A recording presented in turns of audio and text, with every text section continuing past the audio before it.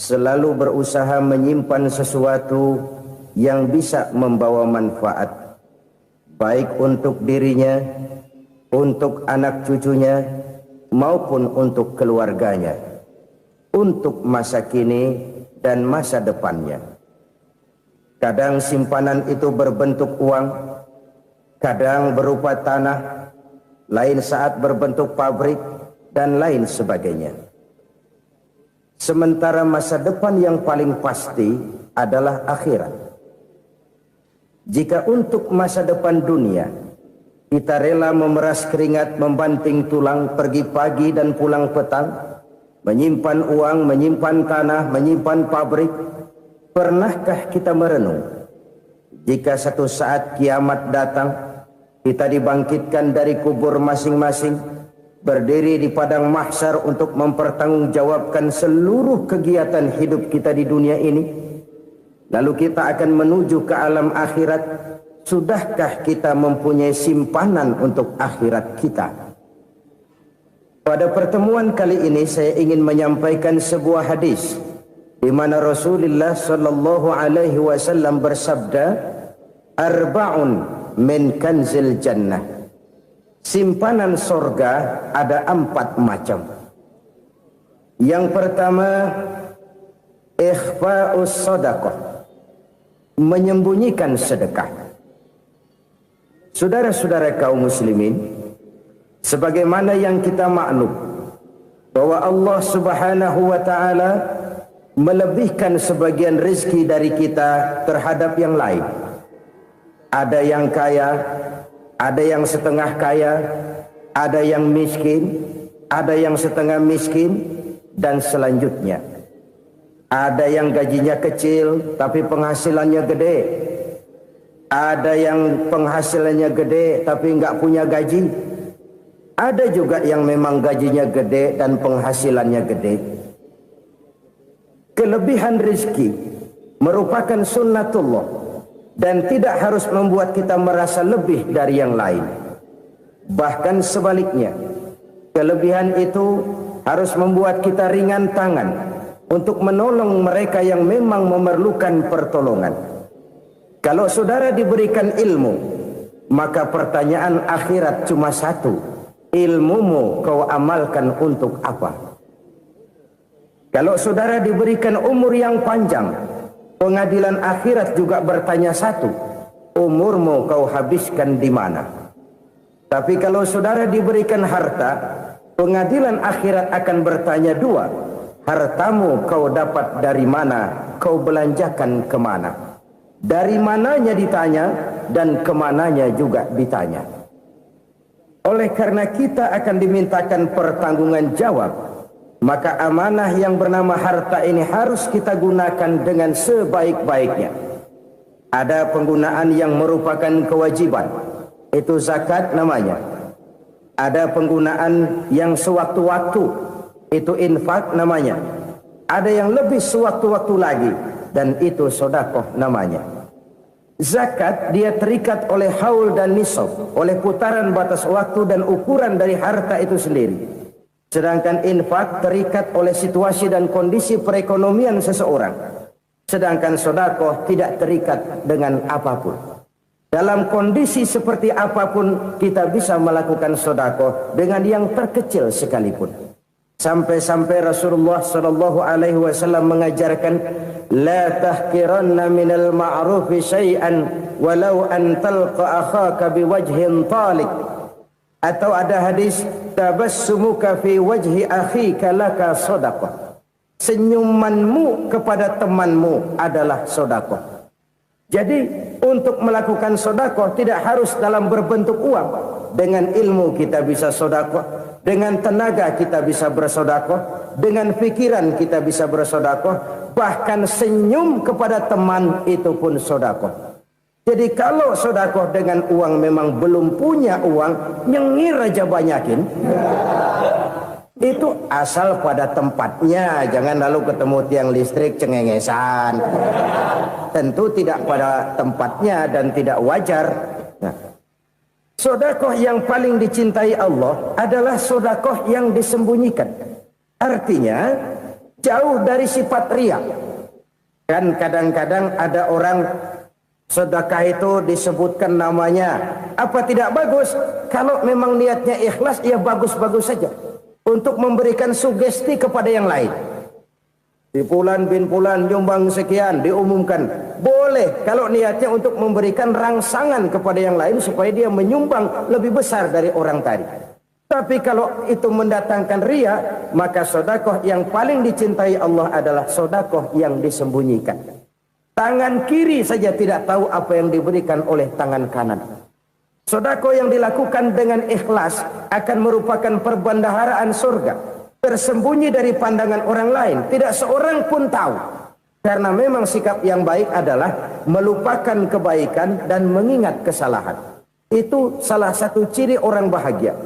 Orang yang selalu mengingat kesalahannya dan berusaha melupakan segala kebaikannya. Kalau dia akan berada kebaikan, dia tidak bisa ikut, dia merasa rugi karena dia merasa belum pernah berbuat baik. Tapi kalau akan melakukan kesalahan baru, dia ingat kesalahan yang sudah-sudah, sehingga terhalang baginya untuk melakukan satu kesalahan baru. Demikianlah saudara-saudara, bahwa Allah melebihkan rizki sebagian kita dari yang lain, agar terjadi tolong-menolong dalam kehidupan ini. Jadi kesenjangan yang nature, kesenjangan yang alami, itu sunnatullah. Ada yang kaya, ada yang miskin, ada yang kelas menengah. Nah, kenapa lalu sekarang kita berusaha mengentaskan kemiskinan? Oleh karena adanya kesenjangan struktural. Kalau yang kaya bisa semakin kaya, kenapa yang miskin tidak bisa naik jadi ikut sedikit kaya? Sebab pada dasarnya Islam adalah agama yang sejak turunnya sudah berupaya memerangi kemiskinan. Bahkan dikatakan kemiskinan itu mendekatkan kepada kekufuran. Orang kalau miskin udah dekat banget sama kafir. Gampang menjadi kafir. Berapa banyak saudara-saudara kita yang oleh karena soal perut, oleh karena soal materi, terpaksa meninggalkan dan menanggalkan akidahnya, menjual petunjuk yang diberikan Allah dengan kesenangan dunia yang cuma sebentar ini. Na'udzubillah, thumma na'udzubillah. Jadi makin kita sembunyikan satu sedekah, semakin banyak perbendaharaan kita di surga. Sedekah yang paling dicintai Allah adalah sedekah yang disembunyikan. Malahan ada seorang sufi, dia punya kebiasaan kalau pergi sholat Jumat dia bawa uang, itu uang dia taruh di bawah tikar masjid.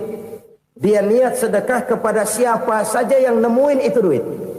Maksudnya apa? Supaya yang nemuin nggak tahu siapa yang punya duit.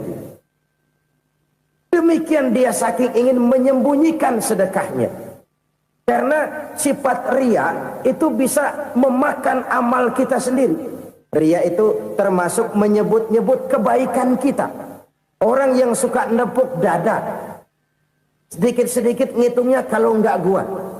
Tuh kalau nggak gua tuh yang belas itu kalau nggak gua. Iya kalau nggak lu kenapa emang? Orang yang suka menepuk jasad, biasanya memang begitu saudara-saudara. Kalau perang lagi berkecamuk, orang nggak sempat ngaku jadi pahlawan. Tapi begitu perang selesai, yang kagak kenal bedil ngaku pahlawan, mas. Itu sesuatu yang biasa. Oleh karenanya, orang-orang yang ikhlas dalam bersedekah, disembunyikannya sedekah itu, Allah cinta betul.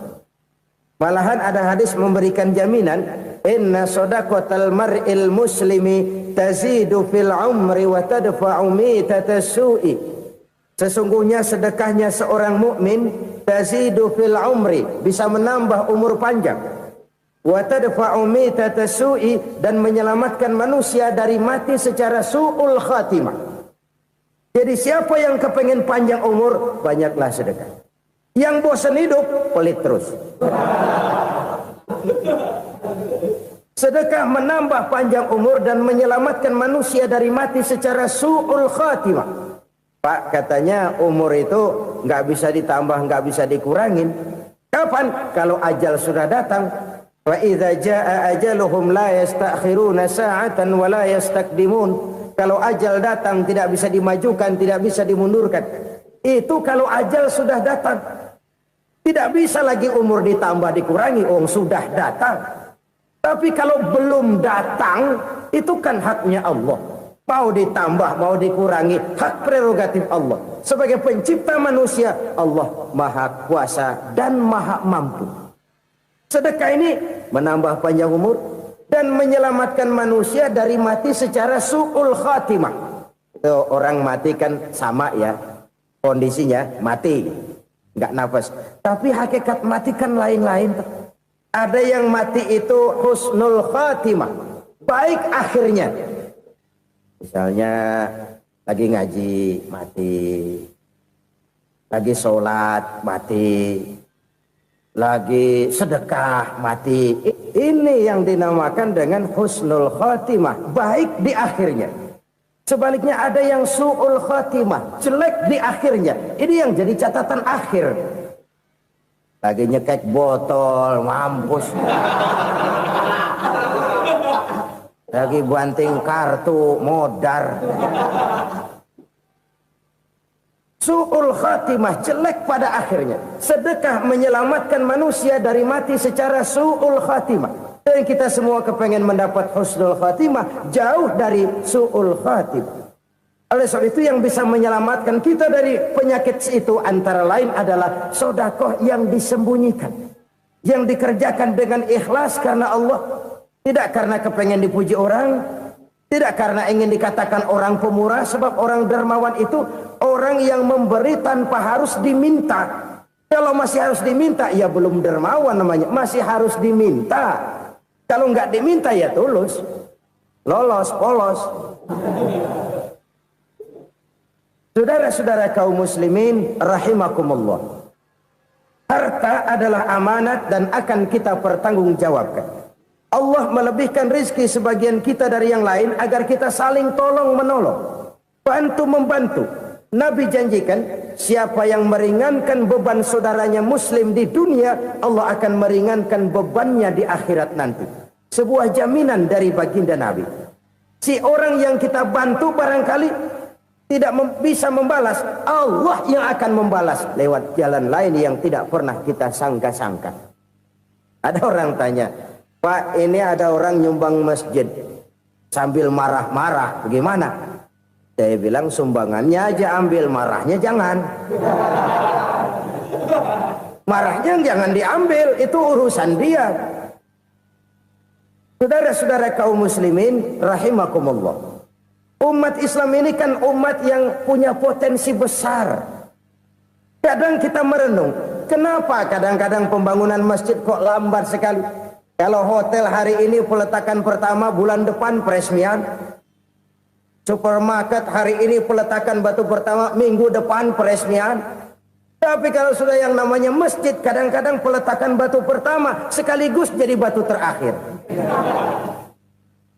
3 tahun, 4 tahun, campur nebar jalak di jalanan, duit dijaring kayak ikan sepat.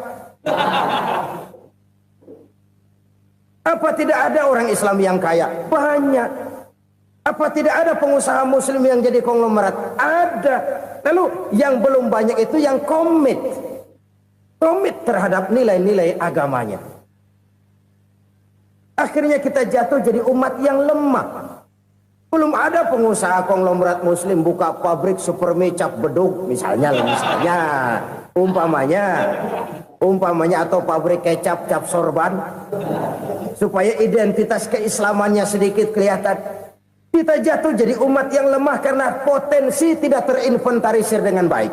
Kita ini ibarat kompor yang cuma matengin nasi orang lain. Potensi kita dimanfaatkan oleh orang lain. Ukhuwah Islamiyah kita baru terbatas kepada silaturahmi. Ukhuwah di bidang ekonomi kita lemah. Ukhuwah di bidang kebudayaan kita lemah. Apalagi ukhuwah di bidang politik kita lebih rapuh lagi. Padahal ukhuwah itu adalah totalitas kehidupan manusia, menyangkut ipolek sosbud, memerlukan nilai-nilai ukhuwah. Jadi oleh karena itu mari kita menyadari di dalam harta kita, walaupun kita yang cari pergi pagi pulang sore peras keringat banting tulang, di sana ada harta anak yatim, di sana ada hak masjid, Di sana ada hak pesantren, di sana ada hak jihad.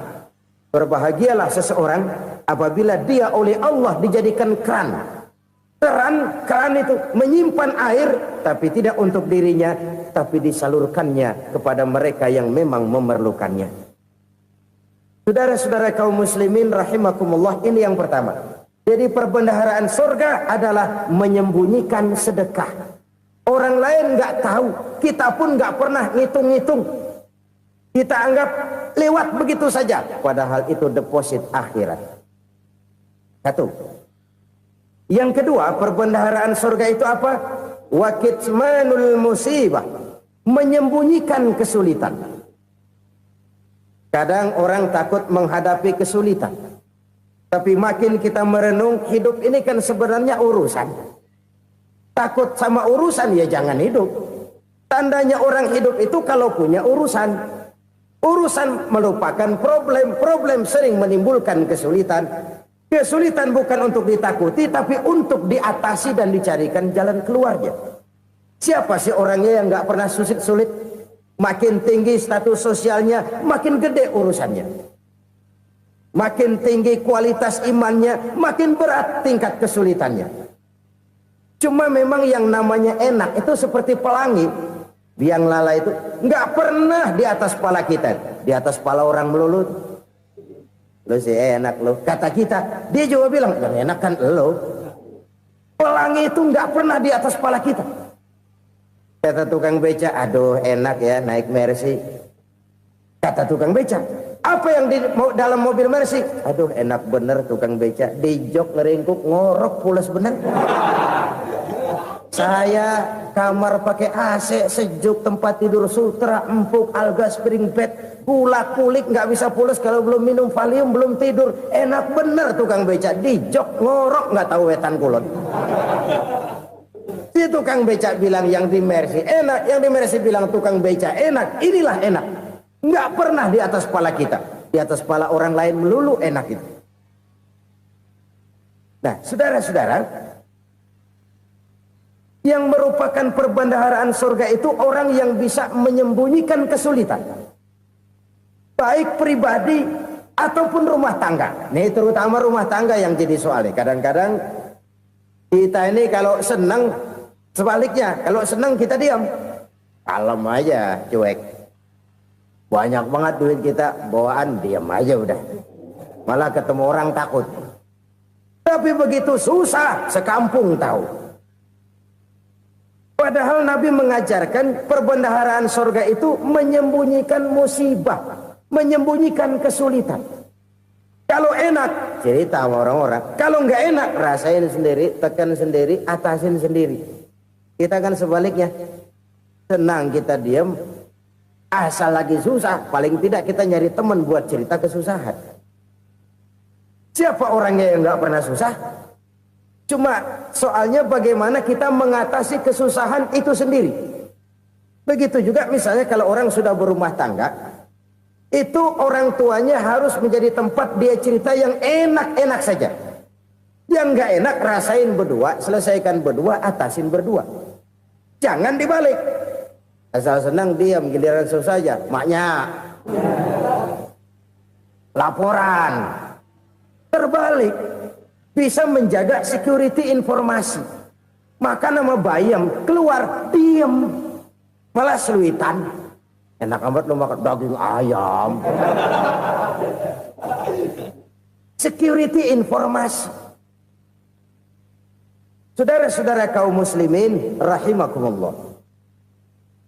Ujian yang terberat itu yang pernah diberikan kepada para nabi, para rasul, para aulia, para ulama. Makin tinggi keimanan, makin berat bentuk kesulitan. Ayo saya kemukakan satu contoh saja. Ada seorang nabi yang kaya, nabi kaya, namanya Nabi Ayub. Iblis kalau orang begini kan keki, ibadahnya rajin, kaya. Nih yang kayak begini susah digodain. Kalau ibadahnya rajin, miskin, kali bisa disogok. Sini imannya mantap, ibadahnya rajin, kaya, nabi lagi. Oh, tapi namanya iblis nggak kurang akal, laporan, Tuhan, kenapa iblis? Ya ini bahasa saya, bahasa Qurannya sih nggak gitu. Itu hambamu yang namanya Ayub, dia rajin ibadah cuma karena dikasih kaya aja. Coba kasih miskin dia, berhenti dia sembahyang. Ah, kamu bisa aja. Saya tahu Ayub itu hambaku yang ikhlas. Saya buktiin Tuhan, silahkan. Dibuktiinlah, iblis turun ke alam ini. Yang mula-mula dia lakukan, dia rusak sawah ladang Nabi Ayub. Dia binasakan binatang ternak Nabi Ayub. Sehingga dalam waktu singkat, jatuhlah Nabi Ayub dari orang paling kaya jadi orang paling miskin. Beliau masih ibadah di mihrab dalam masjid. Datang iblis. Saudara Ayub, ya, lagi ngapain? Ibadah. Nyembah Allah, nyembah Allah. Oh, percuma. Kenapa? Tuhan yang ente sembah nih, dia udah bikin miskin ente. Sawah ladang ente hancur lebur, binatang ternak binasa. Sekarang ente jadi orang paling miskin. Ngapain nyembah Tuhan kayak begitu? Tekor.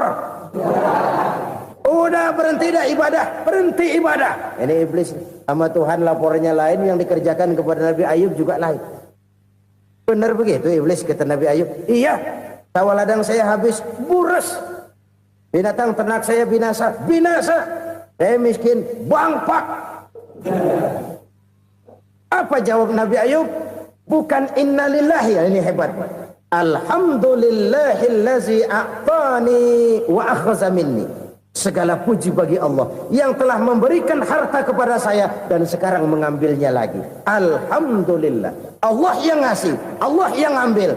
Itu mah urusan Allah. Iblis cuman ibadah jalan terus, sujud lagi Nabi Ayub. Iblis seleher gondok banget. Dasar Nabi nggak mempan dia apa-apain.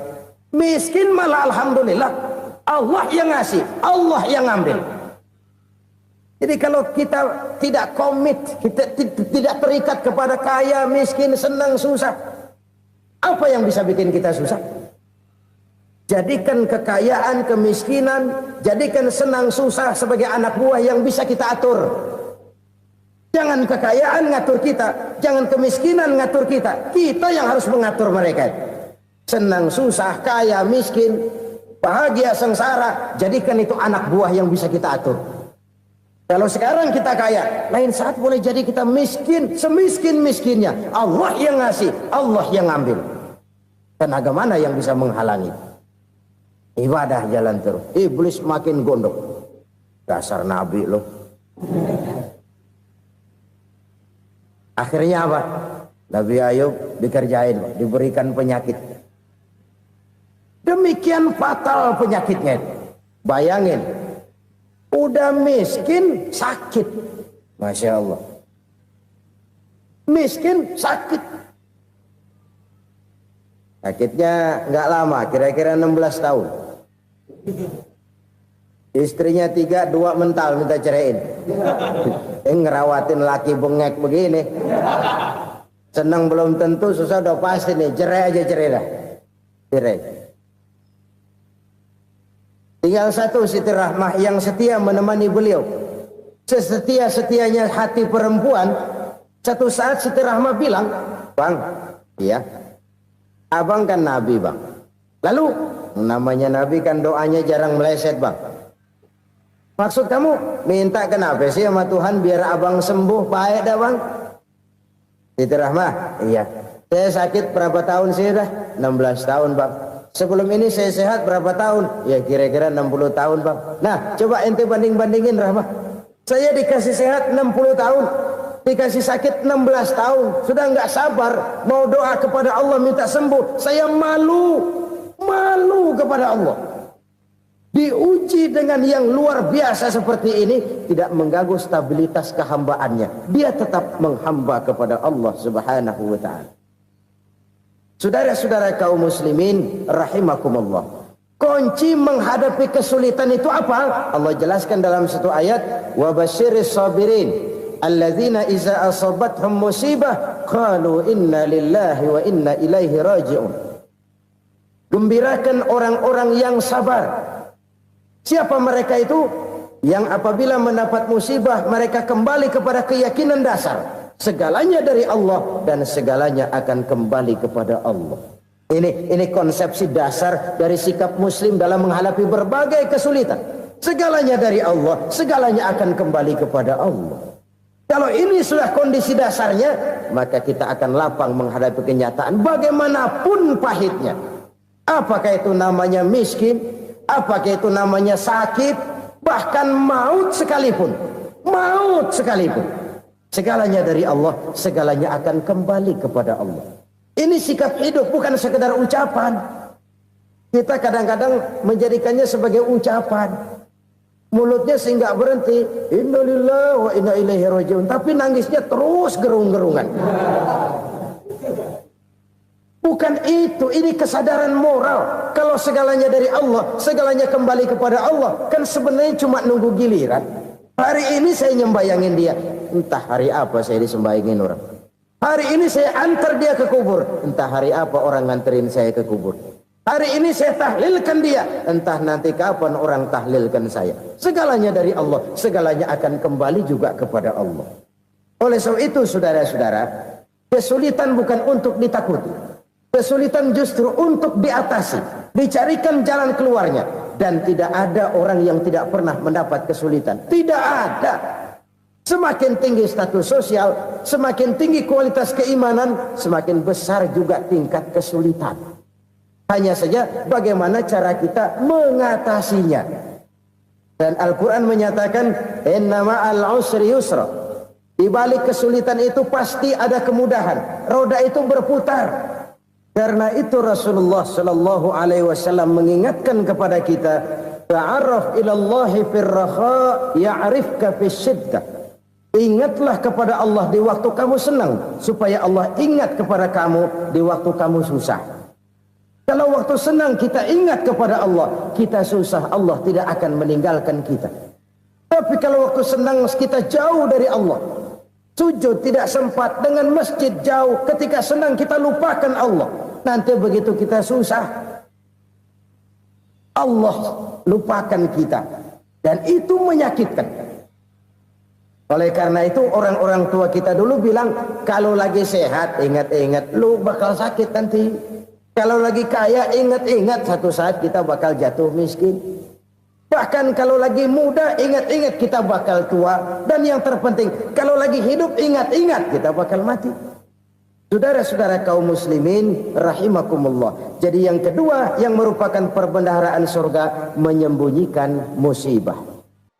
Saudara-saudara kaum muslimin rahimakumullah. Hal ketiga yang merupakan perbendaharaan surga adalah wasilatur rahmi. Orang yang suka bersilaturahmi. Sebagaimana yang kita maklum bahwa manusia adalah makhluk yang disebut zon politika. Makhluk sosial yang tidak mungkin hidup sendiri-sendiri. Betapa dan siapapun kita memerlukan orang lain. Bodoh betul manusia kalau tinggal di tengah masyarakat tapi tidak mau bermasyarakat. Merasa hebat sendiri, pintar sendiri, gagah sendiri, kaya sendiri. Mungkin kalau mati juga ngubur sendiri. Jangankan kita di sini, di sorga saja Nabi Adam waktu sendirian bengong melulu, mondar mandir.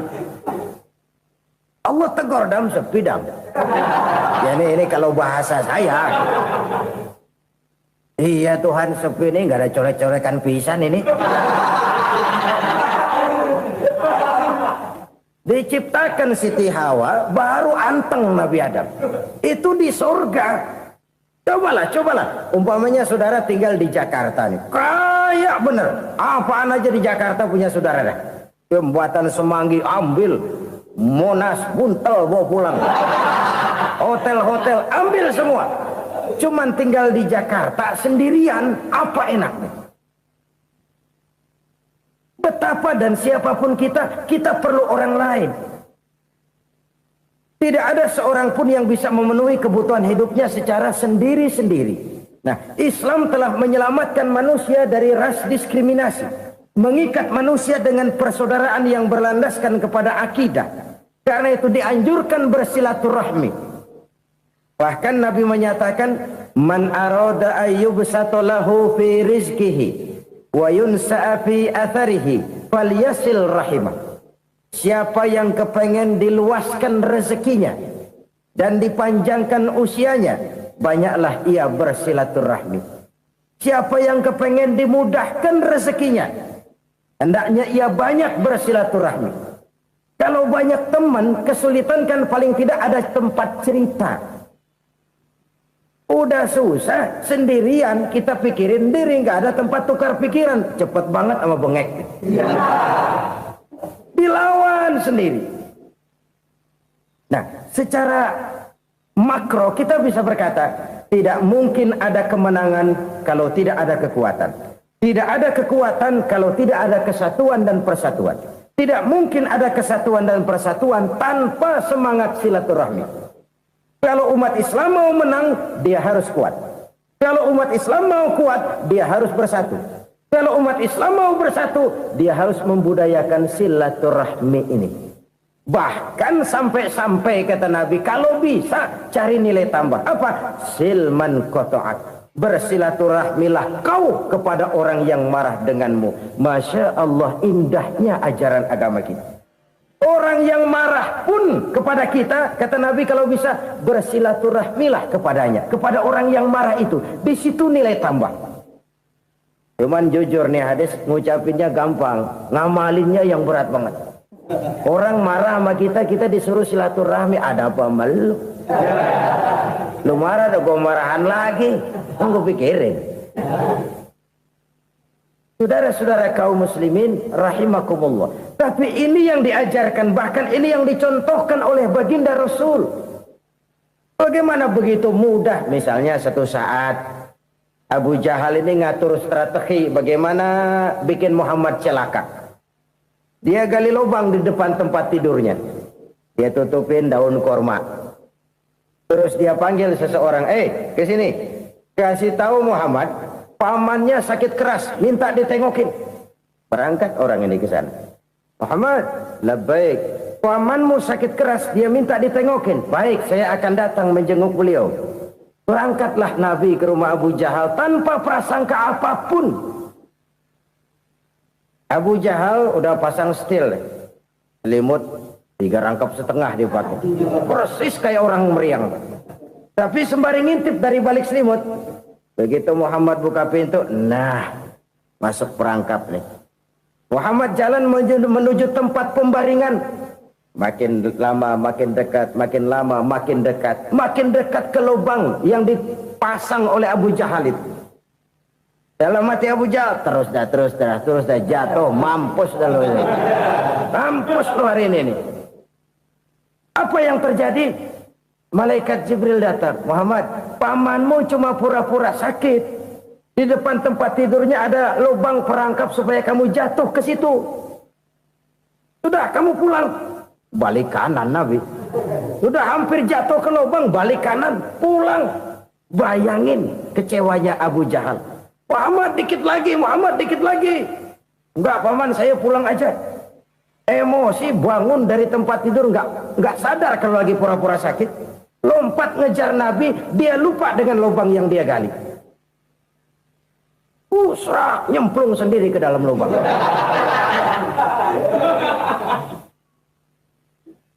Nabi terus berlalu.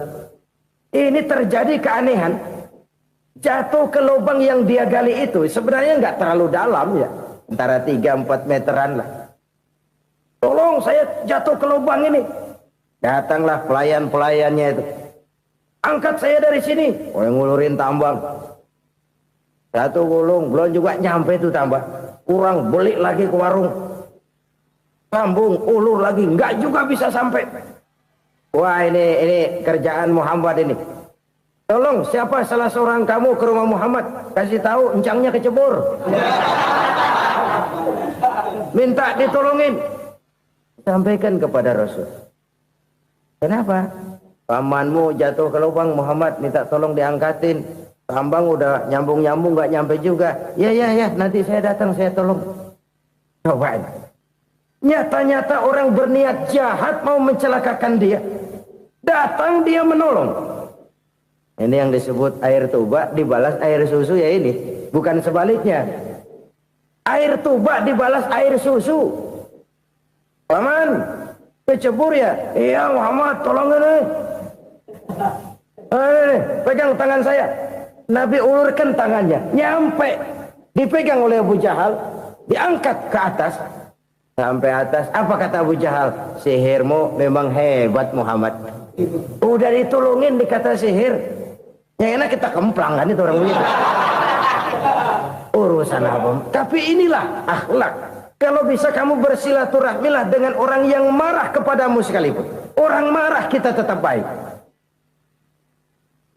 So, kalau kita berbuat baik sama orang yang memang baik, rasanya sih biasa-biasa aja.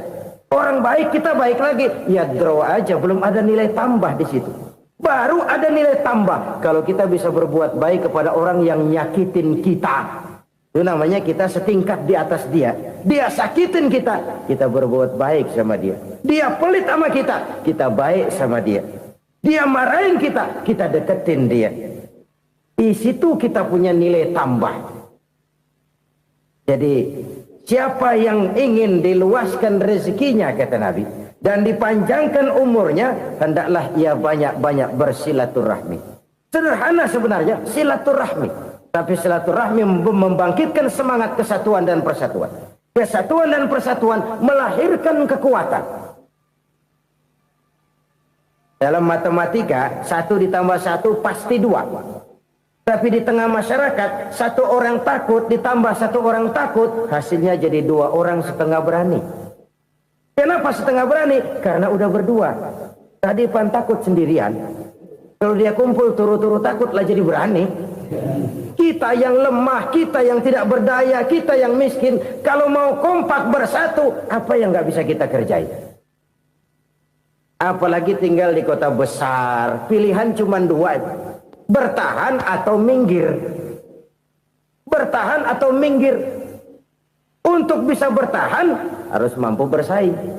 Untuk mampu bersaing harus punya keahlian. Keahlian harus ditunjang dengan pendidikan, ditambah oleh kekompakan sebagai umat. Udah miskin mencar mulu, orang injak kita. Orang nggak pandang urusan apa yang malu. Oleh karena itu silaturahmi pada hakikatnya merupakan roh dari ukhuwah yang diajarkan oleh agama kita. Bagaimana Islam menyelamatkan masyarakat manusia dari ras diskriminasi, mengikat manusia, dan tidak ada persaudaraan yang lebih indah selain persaudaraan yang diikat dengan nilai-nilai akidah. Sepanjang orang di jalan Allah, itulah saudara kita. Keluar dia dari jalan Allah, selesailah persaudaraan sampai di situ. Karena itu, kalau ingin menyimpan sesuatu di surga, banyaklah bersilaturahmi. Datang ke rumah ini, datang ke rumah itu, dan lain sebagainya. Itu simpanan kita di akhirat nanti. Ini yang ketiga. Saudara-saudara, yang keempat, perbendaharaan surga itu apa? Wa qawlu la hawla wa la quwwata illa billah. Ucapan la hawla wa la quwwata illa billah. Ibadah kan ada yang berat, modalnya besar. Bangun masjid berat, modalnya besar. Bangun rumah sakit berat, modalnya besar. Ada ibadah yang berat, tapi modalnya ringan. Misalnya puasa. Puasa itu berat, mengendalikan nafsu. Kalau sekedar nggak makan nggak minum sih enteng, mengendalikan nafsu. Itu jihad terbesar, tapi kan modalnya ringan, cuma niat saja. Ini ibadah berat, modalnya ringan. Ada ibadah yang ringan, modalnya juga enteng. Seperti termasuk ucapan la haula wa la quwwata illa billah. Tanpa sadar, la haula wa la quwwata illa billah. Nyelengin tuh di surga. Nyelengin, kita nggak terasa. Nyelengin simpenan akhirat. La haula wa la quwwata illa billah. Nyimpen lagi. Kaget, la haula wa la quwwata illa billah, nyimpan lagi, banyak simpenan. Walaupun sebenarnya yang dimaksud di sini adalah kesadaran batin bahwa tidak ada daya dan kekuatan kecuali Allah. Itu intinya. Kita memulai pekerjaan disunahkan baca bismillah, kan begitu. Apa itu? Kesadaran moral Bahwa ini saya bisa kerjakan. Saya kerjakan ini dengan menyebut nama Allah. Kenapa? Kalau Allah tidak memberikan daya dan kekuatan, mana mampu saya kerjakan ini. Maka saya kerjakan ini dengan menyebut nama Allah. Bismillah. Kesadaran moral. Manusia hanya wajib berusaha, tapi nggak pernah wajib berhasil. Banyak hal-hal yang kalau kita renungkan secara rasio nggak mungkin. Tapi jadi kenyataan. La haula wa la quwata illa billah. Tidak ada daya dan kekuatan kecuali bagi Allah semata-mata. Kesadaran moral akan kelemahan dan keterbatasan makhluk bernama manusia. Kadang kita kagum dengan otak, tapi kita sering lupa sama yang bikin otak.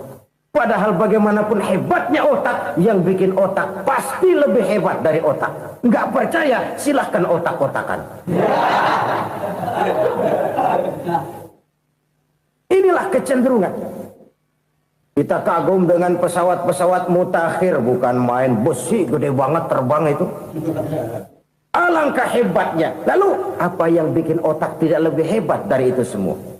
Kita puji laut. Apa yang bikin laut tidak lebih hebat dari laut itu? La haula wa la quwata illa billah.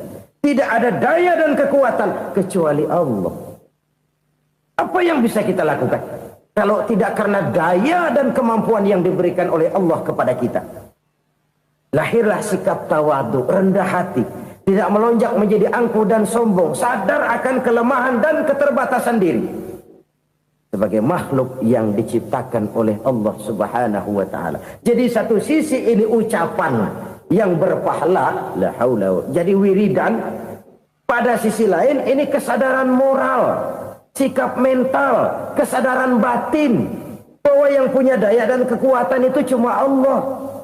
Kita nggak pantas untuk sombong, sebab sombong itu pakaiannya Allah. Kita nggak sedang pakai pakaian Allah, kegedean. Dan makin kita renungi, makin terbentur.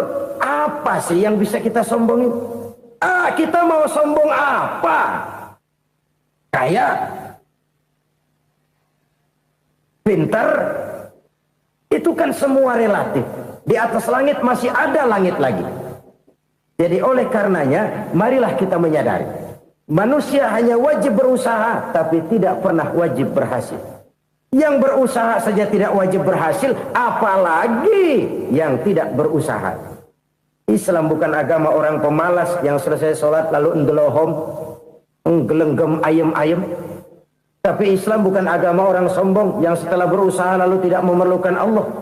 Kita bisa saja bikin proyeksi, tahun sekian kita bakal panen besar menurut perhitungan otak.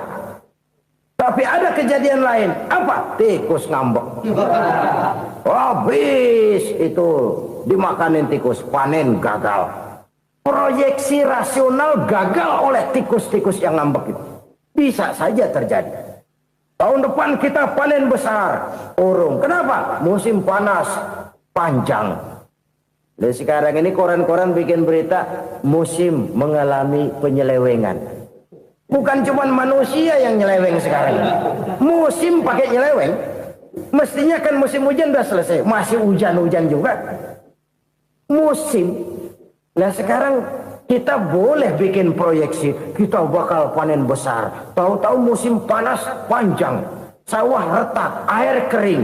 Cari teknokrat yang paling botak, suruh pendekin tuh musim panas. La haula wa la quwata illa billah. Inilah kesadaran moral.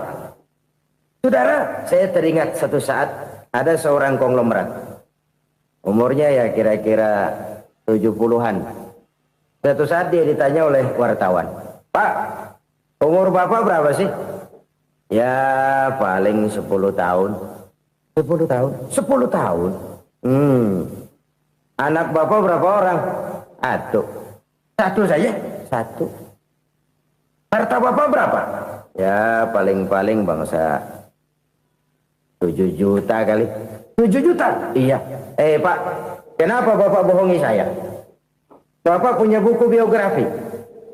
Koran-koran, majalah-majalah banyak memuat cerita riwayat hidup Bapak.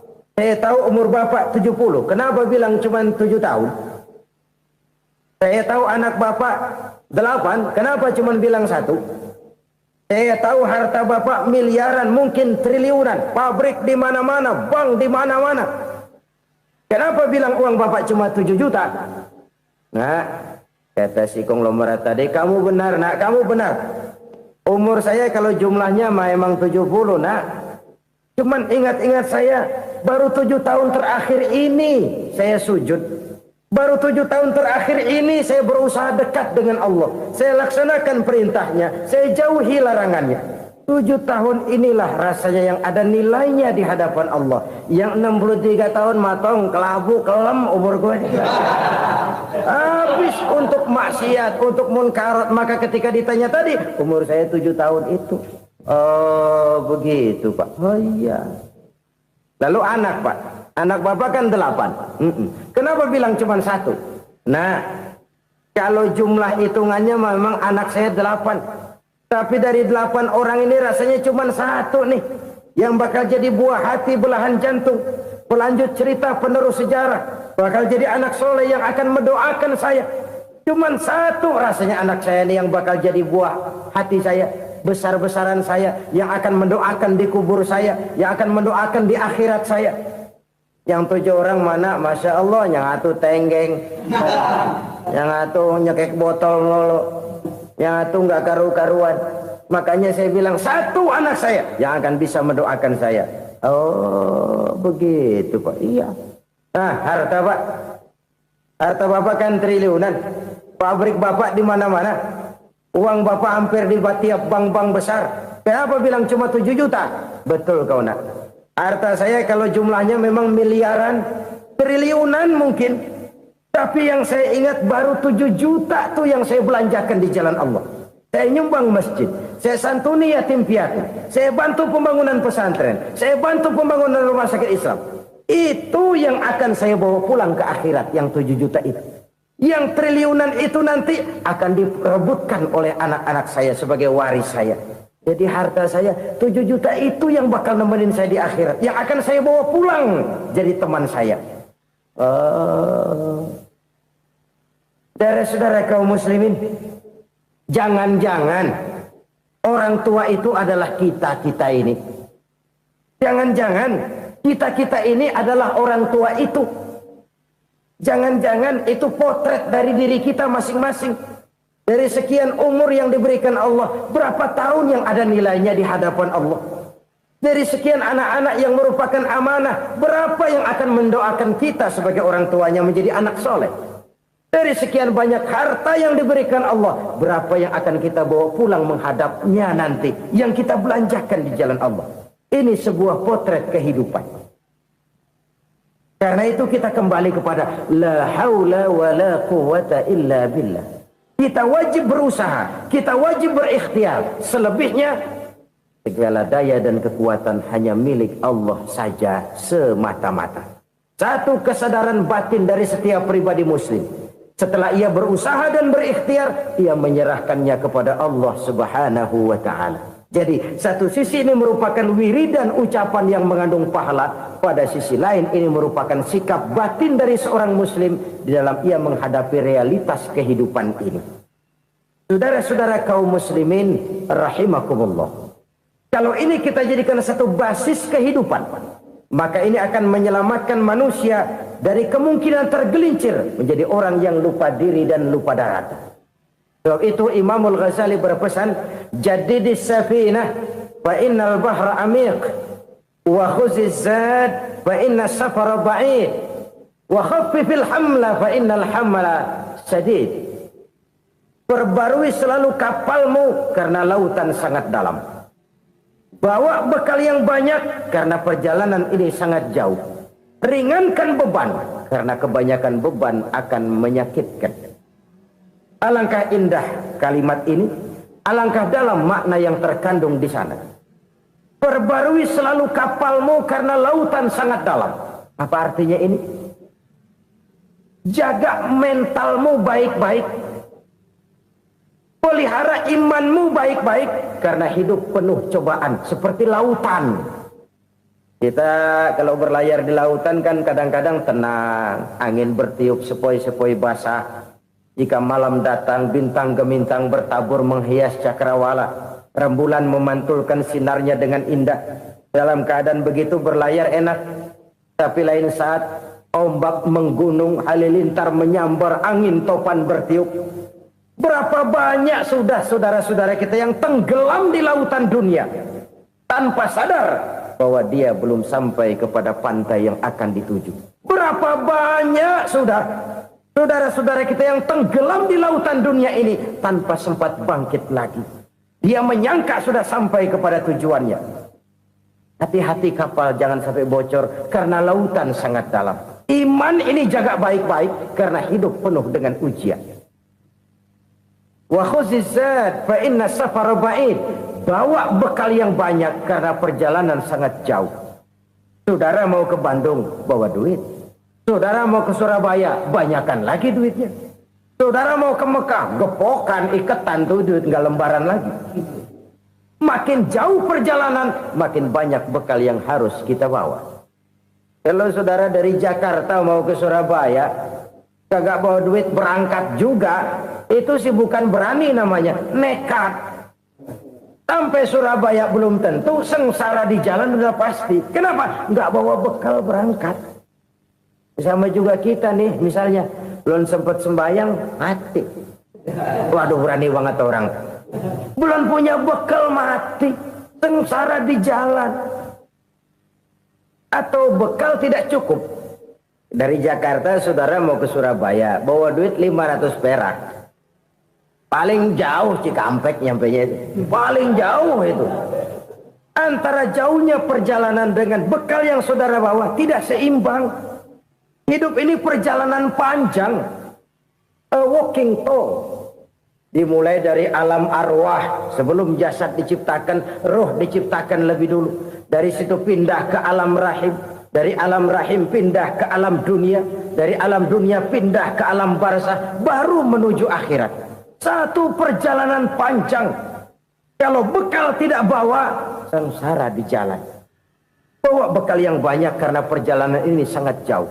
Wa khaffifil hamla, ringankan beban karena beban itu cuma akan menyulitkan. Kalau bekal itu sih keperluan, tapi beban nggak kita perluin, cuma ngeberat-beratin. Apa ini beban? Dosa. Kecurangan, kebatilan, kesoliman, ketidakadilan, kesewenang-wenangan. Itu akan jadi beban kita di akhirat. Alangkah celakanya, perjalanan panjang, bekal tidak bawa, beban kelewat banyak. Alamat sengsara di jalan. Pahala tidak ada, dosa berlipat ganda. Na'udzubillah, summa na'udzubillah. Kalau kita rangkum nasihat Al-Ghazali dengan kisah si konglomerat tadi, kita akan mengambil kesimpulan. Pertama, bekal terbaik dalam menghadapi gejolak kehidupan ini tidak lain adalah iman. Yang kedua, pahala dan dosa. Dua hal kontroversial. Pahala adalah bekal, dosa adalah beban. Tapi kita sekarang kan tidak begitu terangsang kepada yang abstrak. Orang berlomba mencari yang konkret-konkret saja. Yang real. Kalau memang dosa, benjol dong. Kira-kira begitu. Kira-kira begitu. Persis orang Yahudi dulu. Orang Yahudi itu kan pernah minta kepada Nabi Musa.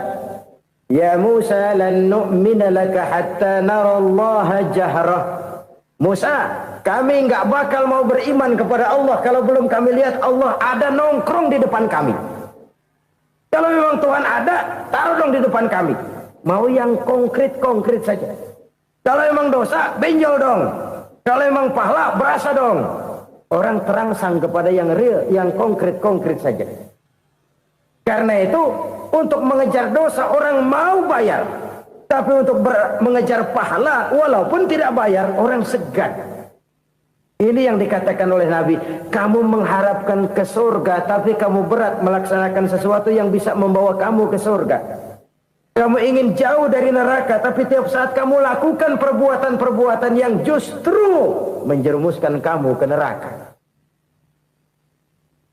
Idda'aitum an-najata minan nar wa ramaitum fiha anfusakum. Kamu ingin selamat dari neraka, tapi kamu lemparkan diri kamu ke neraka. Kamu ingin masuk surga, tapi berat sekali kamu melakukan perbuatan-perbuatan yang bisa menyampaikan kamu di surga. Saudara-saudara kaum muslimin rahimakumullah. Jadi hal keempat yang merupakan perbendaharaan surga adalah la haula wa la quwwata illa billah. Satu sisi ini merupakan ucapan yang memperberat timbangan akhirat. Pada sisi lain ini merupakan sikap hidup seorang muslim. Kesadaran batin yang sangat dalam bahwa tidak ada daya dan kekuatan kecuali Allah. Dan itu kita simbolkan pada saat memulai pekerjaan dengan bismillah, dengan menyebut nama Allah. Satu kesadaran moral, saya hanya bisa melakukan ini karena diberikan daya dan kekuatan oleh Allah. Lahirlah sikap tawadu, rendah hati, tidak melonjak menjadi angkuh dan sombong. Saudara-saudara, sampai sini dulu jumpa kita kali ini. Semoga 4 perbendaharaan surga ini dapat kita lakukan, yang kelak akan merupakan bekal kita di kemudian hari nanti. Amin ya rabbal alamin. Bapak-bapak, ibu-ibu, saudara-saudara kaum muslimin rahimakumullah. Di dalam kehidupan kita sebagai seorang muslim, minimal 5 kali dalam sehari semalam kita mendengar seruan untuk mendirikan solat yang disebut azan.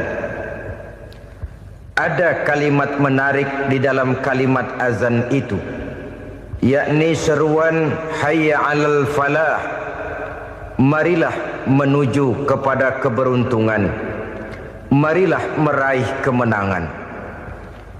Seruan ini adalah kecenderungan dari setiap manusia, apapun warna kulitnya. Artinya, setiap orang dalam hidup selalu ingin meraih dan mencari kemenangan.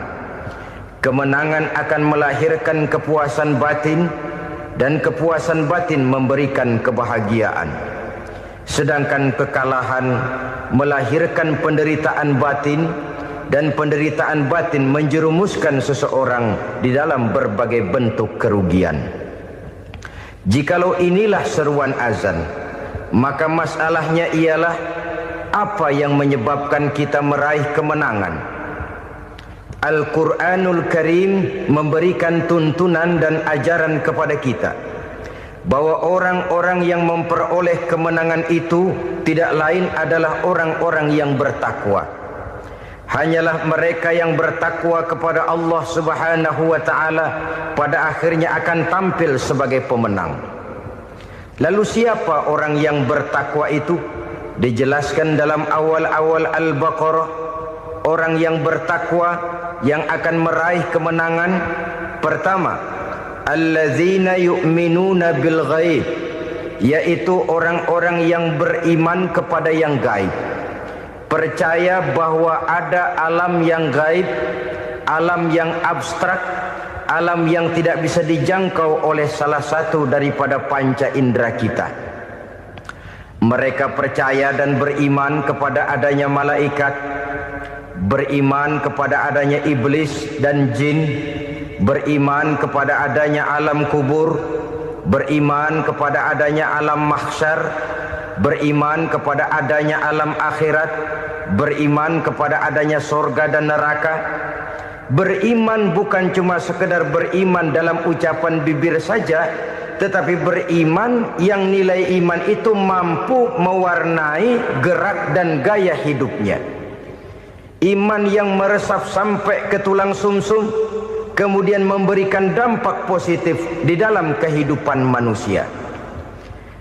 Alam, kita tahu, adalah sesuatu yang selain Allah, dan Allah bukanlah alam. Apapun namanya selain daripada Allah, itu adalah alam. Alam pada hakikatnya terbagi menjadi 2. Ada alam syahadah, alam nyata, alam konkret, alam yang bisa dijangkau oleh salah satu indera kita. Kemudian ada alam ghaib, alam yang tidak bisa dijangkau oleh panca indera kita, alam metafisika, alam abstrak, alam yang wajib kita imani keberadaannya. Kita percaya bahwa malaikat itu ada, Kita percaya kepada jin, bahwa jin itu ada. Kita percaya kepada adanya iblis dan setan. Bukan percaya kepada iblis dan setannya, percaya bahwa iblis dan setan itu ada. Itu termasuk salah satu daripada sifat orang yang bertakwa kepada Allah. Saudara-saudara kaum muslimin rahimakumullah, kecenderungan pembangunan yang lebih bersifat materialistis biasanya menggeser aspek kehidupan rohani. Orang berpikir empiri, dan dalam pola pikir yang demikian maka alam gaib tidak lagi mendapat perhatian. Aspek kehidupan yang bersifat rohaniah malah mulai ditinggalkan. Akibatnya terjadilah kepincangan di dalam kehidupan kita. Pernah ada satu pengalaman pribadi dalam perjalanan kembali ke tanah air. Dalam pesawat di sebelah kanan saya duduklah seorang Jerman namanya Heiner Simonsen. Iseng saya ajak kenalan, saya ajak ngobrol, saya tanya dia. Saya bilang, Mas Heiner ini, kalau pesawat yang kita tumpangi ini jatuh ke bawah, kira-kira apa yang bakal terjadi, Mas? Dia bilang, kita semua akan mati. Begitu? Iya. Oke. Apa itu mati? Tanya saya. Dia bilang, untuk tahu apa itu mati, kita harus tahu lebih dahulu apa itu hidup. Saya pikir nih bule bisa ngomong juga. Baiklah kata saya. Apa hidup menurut Anda itu? Oh, hidup itu dia bilang, kalau seluruh anggota badan kita bekerja secara normal, paru-paru memompa darah secara normal, jantung berdetak secara normal, sel-sel tubuh bekerja secara fit, dan organisme tubuh hanya mau bekerja secara normal, dia bilang, kalau kita memberi makan yang cukup, menu yang teratur, dan gizi yang lengkap. Saya bilang, kesimpulannya apa, Ner? Dia jawab, hidup adalah dari tangan ke mulut. Life is from the hand to the mouth, kata dia. Hidup adalah dari tangan ke mulut. Jadi masalah hidup tidak lebih daripada masalah isi perut. Orang pergi pagi, pulang sore, peras keringat, banting tulang, perut yang dibelain. Saya bilang, you are wrong. Sampean salah, Ner.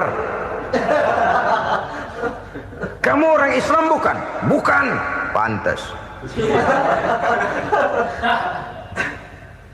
Kenapa saya salah? Dia bilang, ya jelas salah. Salahnya di mana? Kamu ini manusia. Kalau hidup cuma dari tangan ke mulut, saya bilang, kambing di kampung saya juga begitu pikirannya, Ner. Itu kambing di kampung saya, asal perutnya kenyang, sudah hidup dia. Perkara besok bagaimana, lusa prospeknya macam mana, bulan depan ada apa, kambing nggak pernah mikir. Di kampung saya kambing juga pikirannya begitu. Kamu Kristen ya? Tadinya.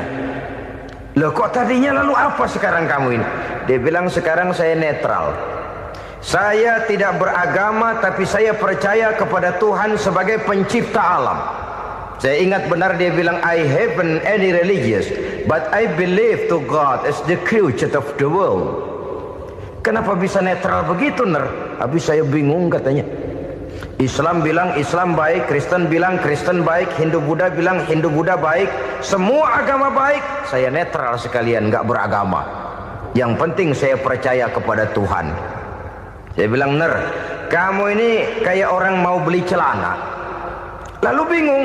Yang satu bilang Levi's bagus, yang satu bilang Blue Jean hebat, yang satu bilang Wool England hebat. Celana ini hebat, celana itu bagus, celana ini hebat. Semua celana bagus, kamu bingung. Akhirnya netral, tidak pakai celana. Itu juga salah. Saya pikir-pikir, kemudian saya melihat bahwa dua pola berpikir Heiner ini nampaknya sudah mulai menggejala di lingkungan masyarakat bangsa kita. Disadari atau tidak, secara jujur kita harus berkata, dua pola pemikiran Heiner ini mulai berkembang di tengah masyarakat bangsa kita. Pertama, pola pikir materialisme. Hidup adalah dari tangan ke mulut. Masalah hidup tidak lebih masalah isi perut. Itu yang perlu dibela, dan disitulah arti kehidupan. Pergi pagi, pulang sore, peras keringat, banting tulang untuk mempertahankan perut. Kalau sudah kemari cara orang berpikir, maka buat apa percaya kepada yang gaib? Untuk apa sholat? Untuk apa puasa? Untuk apa zakat? Untuk apa menghadiri majelis taklim? Tanpa kepercayaan kepada yang gaib, hidup berjalan menurut alur empiris dan materialis. Kalau sudah ke sana cara orang berpikir, biasanya orang lalu cenderung menghalalkan segala cara. Hanyalah orang yang percaya bahwa akhirat ada. Hanyalah orang yang percaya bahwa alam kubur itu ada. Hanyalah orang yang percaya bahwa malaikat itu ada, hidupnya akan lebih terarah dan terkendali. Karena kepercayaan kepada yang gaib, yang merupakan fase daripada kehidupan setelah hidup yang sekarang ini, mewarnai gerak pribadi seseorang di dalam dia melakukan kegiatan hidupnya. Pola berpikir materialisme, disadari atau tidak, mulai menggejala di lingkungan masyarakat bangsa kita. Hidup tidak lebih dari urusan tangan ke mulut, mulut ke tangan, tangan ke mulut. Asal perut sudah kenyang, hiduplah sudah. Perkara bagaimana prospek hari yang akan datang, bagaimana akhirat, tidak jadi persoalan. Ini yang oleh Nabi diperingatkan, ad-dunya sijnul mu'min wa jannatul kafir. Dunia adalah penjara bagi orang beriman dan surga bagi orang kafir. Dulu di zaman Belanda hadis ini pernah disalah tafsirkan, disalah artikan, digunakan sebagai senjata untuk mengkebiri dan membuat impoten umat Islam. Sudahlah umat Islam gak usah macam-macam, kata Belanda. Dunia ini kan penjara buat orang Islam, surga buat orang kafir. Di penjara jangan bertingkah.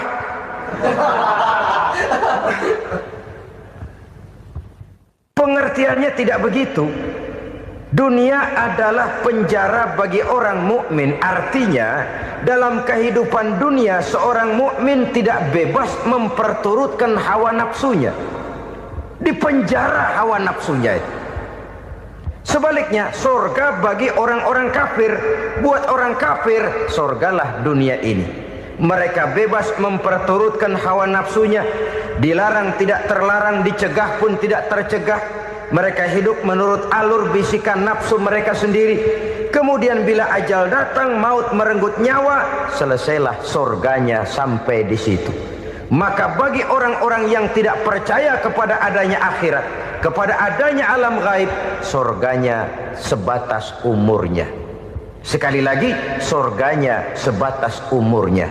Bila umur selesai, ajal pun datang merenggut nyawa, selesailah sudah surganya sampai di situ. Alangkah pendeknya perjalanan orang-orang yang tidak percaya kepada alam gaib ini. Bagi kita mukmin, jikalau kita mampu memenjarakan hawa nafsu, kita bisa bahagia di dunia ini. Dan Islam memang tidak menyuruh kita sengsara di dunia. Raih dunia, kejar dunia, gapai dunia sebagai alat untuk mencapai kebahagiaan di akhirat nanti. Hidup adalah satu perjalanan panjang yang terbentang sejak kita terlahir dari alam rahim sampai kepada alam akhirat nanti. Andai kata kita gagal meraih kebahagiaan di dunia, toh kita masih punya akhirat. Tapi jangan jadi dalil yang melemahkan semangat. Biarin dah kita di dunia kebelangsak, yang penting akhirat. Akhirnya dunia benar-benar kebelangsak. Bagaimana dunia ini bisa kita raih, dan bagaimana meraih dunia untuk menunjang kepentingan akhirat nanti. Yang kedua, dari pikiran Heiner yang saya lihat menggejala di lingkungan masyarakat bangsa kita, timbulnya manusia-manusia netral. Seolah-olah Tuhan yes, agama no. Sama Tuhan percaya, agama ogah. Tuhan ngangguk, giliran agama godeng.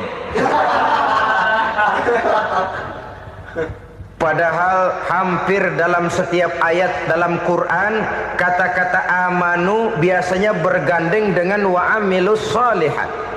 iman dan amal soleh. Ini sebagai isyarat Tuhan dan agama jangan pernah dipisah-pisah. Apabila kita bertuhan, maka kita harus beragama. Apabila kita beragama, maka agama itu harus bersumberkan dari Tuhan yang kita imani itu. Tidak mungkin kita pisah, Tuhan yes, agama no. Sama Tuhan percaya tapi agama bikin sendiri. Sembayangnya cukup bengong 2 jam madep ngulon.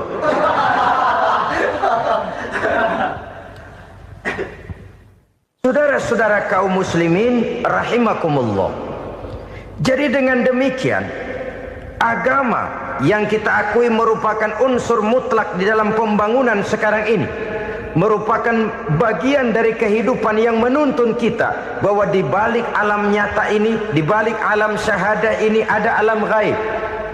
Dan mudabbir, murabbi, yang mengatur, yang menguasai, yang memelihara baik dia alam nyata, baik dia alam gaib, tidak lain adalah Allah Subhanahu wa ta'ala.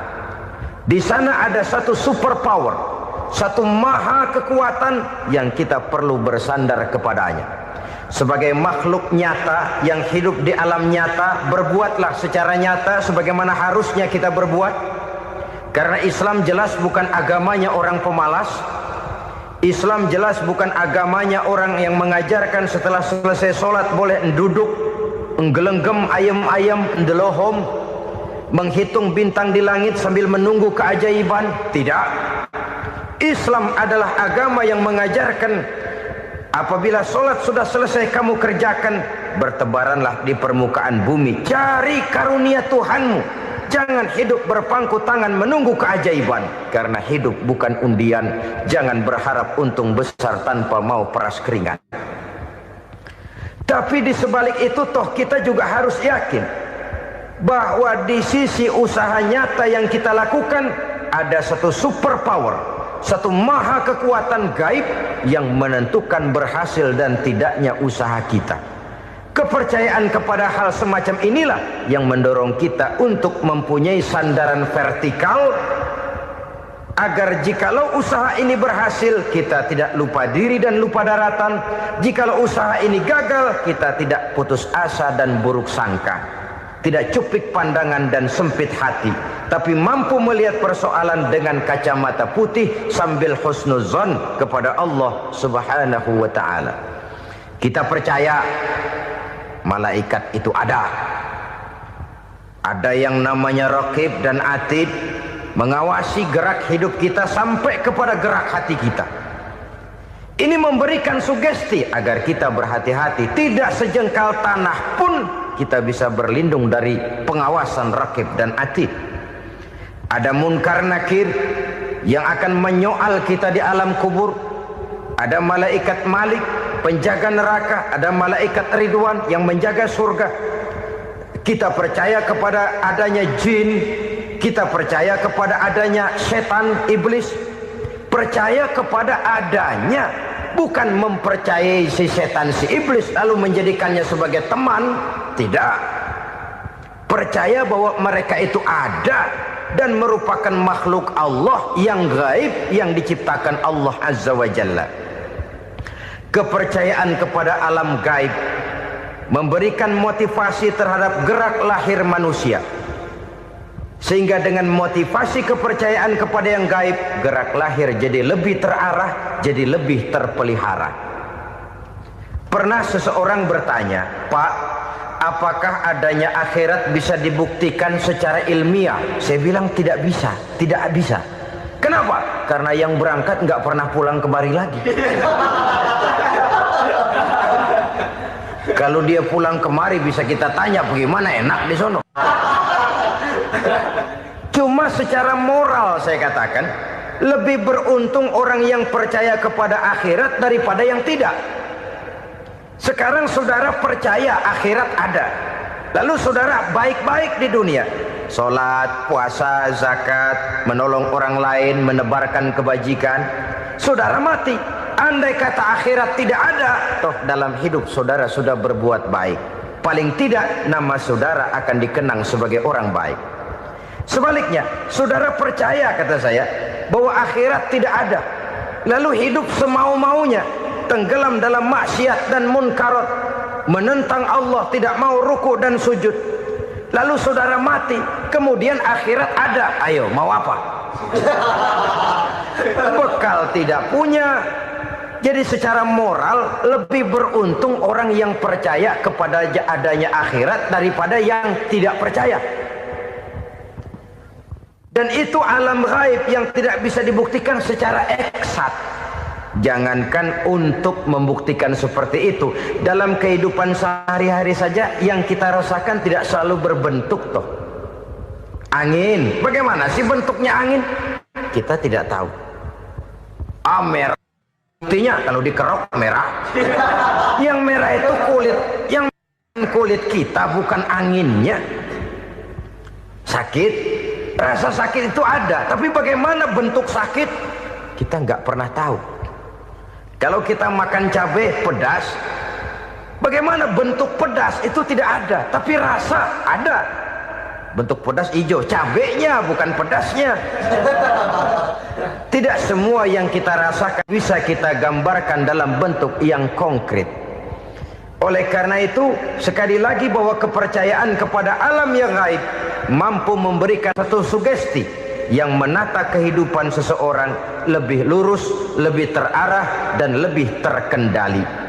Maka wajar kalau kepercayaan kepada yang gaib mengantarkan seseorang untuk meraih kemenangan. Kenapa?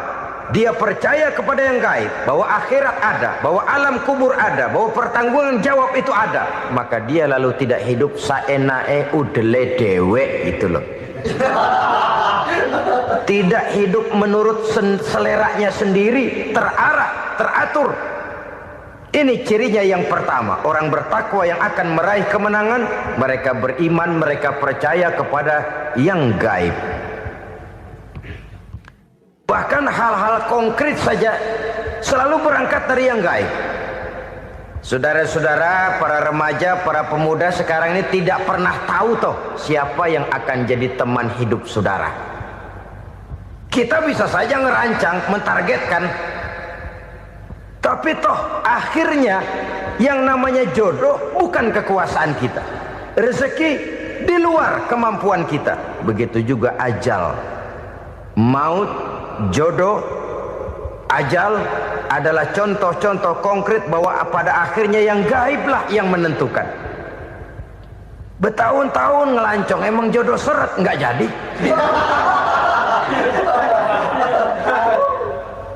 Begitu kenal baru setengah malam nginep ditangkap hansip kan. Hal-hal semacam itu kadang-kadang kita berpikir suuzon, gile, perempuannya cakep banget, lakinya rebek amat.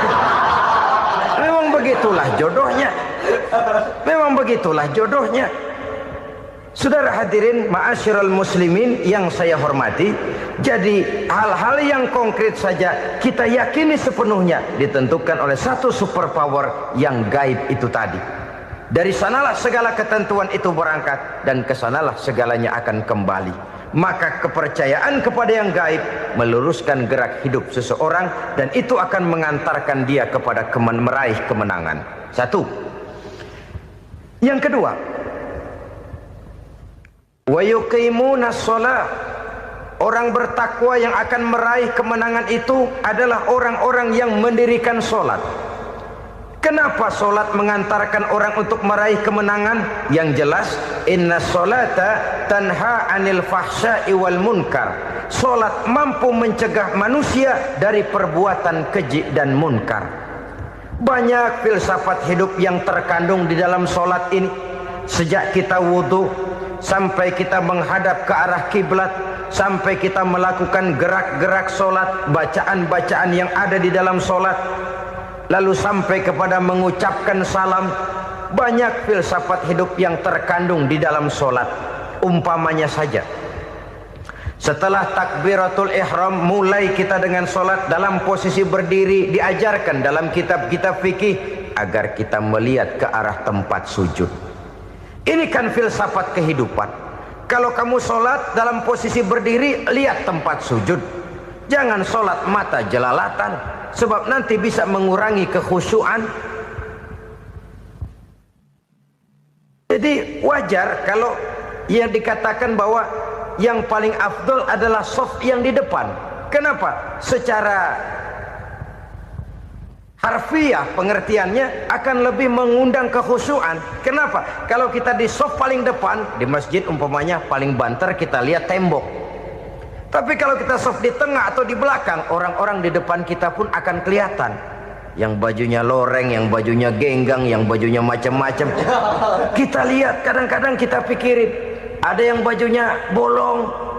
Kita sholat tapi dalam hati, ini orang bajunya robek, ya nggak tahu apa. Ada saja hal-hal yang mengusik kekhusyuan kita.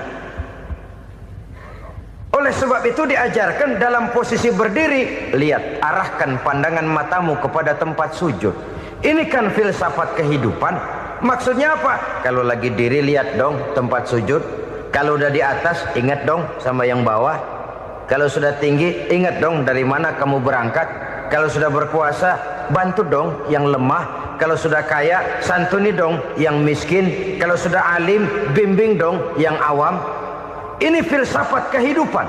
Dalam posisi berdiri, kau lihat tempat sujud. Ini akan melahirkan kepekaan sosial, di mana seseorang mau tahu kepada orang lainnya. Bagaimanapun kaya kita, tinggi pangkat dan jabatan kita, jikalau hidup hanya untuk kepentingan perut sendiri saja, rasanya belum membawa manfaat di dalam kehidupan kita. Tapi efek yang tertinggi sesungguhnya, sholat mencegah manusia dari perbuatan keji dan munkar. Perbuatan keji dan munkar, walaupun kelihatannya mendatangkan uang, membawa keuntungan, tapi itu keuntungan semu, keuntungan sementara. Dengan menipu orang lain kita bisa dapat untung, tapi tidak membawa berkah. Dan itu adalah kerugian besar dalam kehidupan kita. Maka untuk meraih kemenangan, harus dimulai dengan membentuk kepribadian yang tegar, memiliki sandaran vertikal yang langsung kepada Allah Subhanahu wa ta'ala. Dan itu hanya bisa kita tempuh melalui jalur ibadah formal yang sudah ditentukan Allah, yakni sholat yang 5 waktu.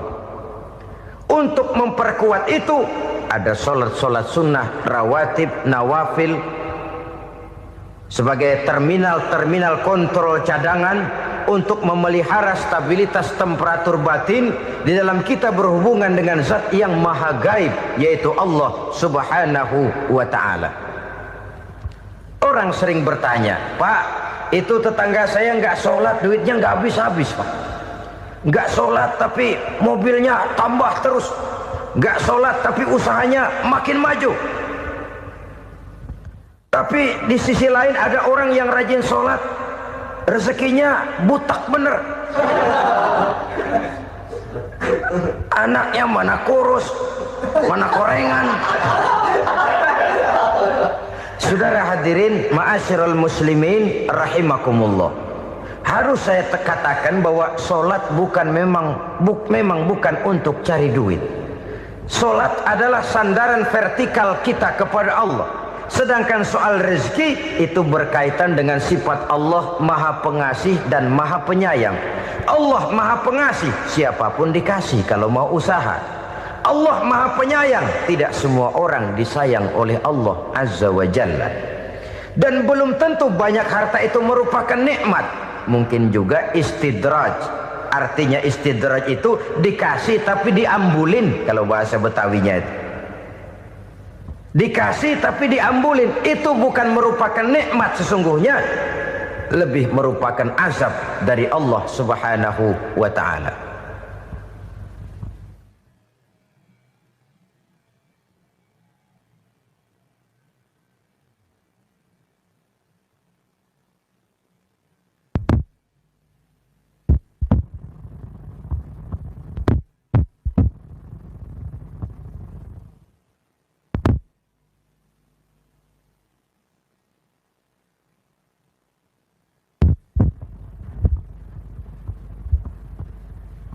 Agama mempunyai sistem sholat, dan kita umat Islam telah dituntun oleh Allah Subhanahu wa ta'ala yang wajibnya 5 kali dalam sehari semalam mendirikan solat, dan itu tentu berada dalam jangkauan kemampuan manusia. Pada awalnya barangkali kita memang merasa solat itu satu kewajiban, tapi semakin kita hayati makna, manfaat dan filsafat yang terkandung di dalam ajaran solat, semakin sampai kita kepada keyakinan bahwa solat adalah keperluan kita. Sehingga pada waktu tertentu dinilai puncaknya, kita tidak lagi akan berkata saya wajib solat, tapi kita akan berkata saya perlu solat. Kalau kita sudah merasakan itu adalah keperluan kita, nah di sanalah kita baru akan merasakan ruginya kalau hal itu tidak kita laksanakan. Sepanjang kita masih berkata saya wajib sholat, kita akan lebih merasakan dia sebagai beban ketimbang sebagai keperluan. Yang jelas Allah tidak memerlukan ibadah yang kita laksanakan ini. Dengan kata lain, andai kata satu dunia penuh ini orang tidak ada yang sholat satu pun, Allah tidak akan turun dari jabatan Tuhan. Jangan lalu berpikir kalau kita ngambek se-RW kagak sembahyang Tuhan tekor kali ini ya. Tentu tidak. Itu perlunya kita, bukan perlunya Allah. Dan pada induknya kita akan berkata saya perlu agama. Kalau secara induk kita sudah memerlukan agama, maka konsep-konsep yang ada di dalam ajaran agama itu pun adalah juga merupakan keperluan kita. Baik dia bernama sholat, baik dia bernama puasa, baik dia bernama zakat, baik dia bernama haji, seluruhnya adalah keperluan kita. Dan sesuatu yang kita perlukan apabila tidak kita laksanakan akan melahirkan kerugian di dalam kehidupan. Jangan heran kalau kita membaca riwayat perjalanan hidup para salafus soleh, orang-orang soleh. Ada yang tahajud sampai 100 rakaat, ada yang sholat malam kakinya sampai bengkak. Kita sekalinya bengkak biri-biri. Ada yang sholat membaca surah dalam Al-Quran sampai khotam Quran. Kok mau? Mereka sudah merasakan itu keperluan. Itu saja soalnya. Satu saat pun jikalau kita merasa bahwa itu keperluan saya, kita pun akan melaksanakan seperti itu. Keperluan saya dalam kehidupan. Inilah yang kedua. Yang ketiga, orang bertakwa yang akan meraih kemenangan itu, wa mimma razaqnahum yunfikun. Mereka membelanjakan sebagian daripada rezeki yang diberikan Allah kepada mereka. Mereka infakkan di jalan Allah. Ada satu dialog menarik. Satu hari seorang anak muda bertemu dengan seorang kakek-kakek yang sudah dikenalnya baik. Bertanyalah anak muda ini, "Kek, umur kakek berapa tahun?" 15 tahun, kata si kakek. "Anak kakek berapa orang?" 1. "Harta kakek berapa banyak?" 15 juta. Si anak muda ini bengong. Lalu protes, "Kok kakek bohongin saya?" "Kenapa?" "Saya tahu umur kakek 70 tahun. Kenapa ngaku 15? Saya tahu anak kakek 5. Kenapa bilang 1? Saya tahu kakek miliuner, miliaran uang kakek. Kenapa ngaku cuma 15 juta? Begini, kata si kakek tadi. Benar, umur saya 70 tahun. Tapi dari umur yang 70 tahun itu baru 15 tahun terakhir ini saya merasakan ibadah kepada Allah. Meninggalkan maksiat, jauh dari segala macam munkarat. Maka yang 15 tahun inilah yang benar-benar saya rasakan sebagai umur saya. Benar anak saya 5, tapi yang 4 susah diatur. Cuman 1 rasanya nih yang bakal jadi si buah hati belahan jantung pelanjut cerita penerus sejarah.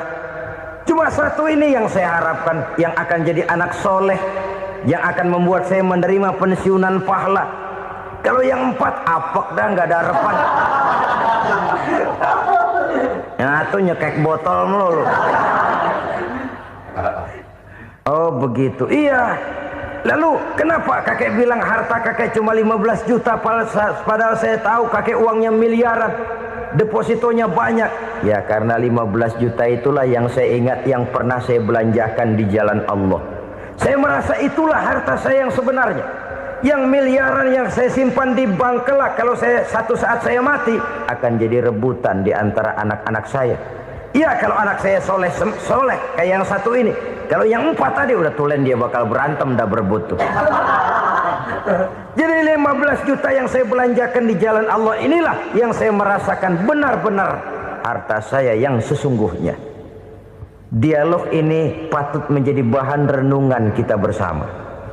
Diberikan kita umur 40, 50, 60, 70, 80. Berapa tahun dari umur yang diberikan itu yang jalan mulus, yang kita gunakan untuk melaksanakan ibadah?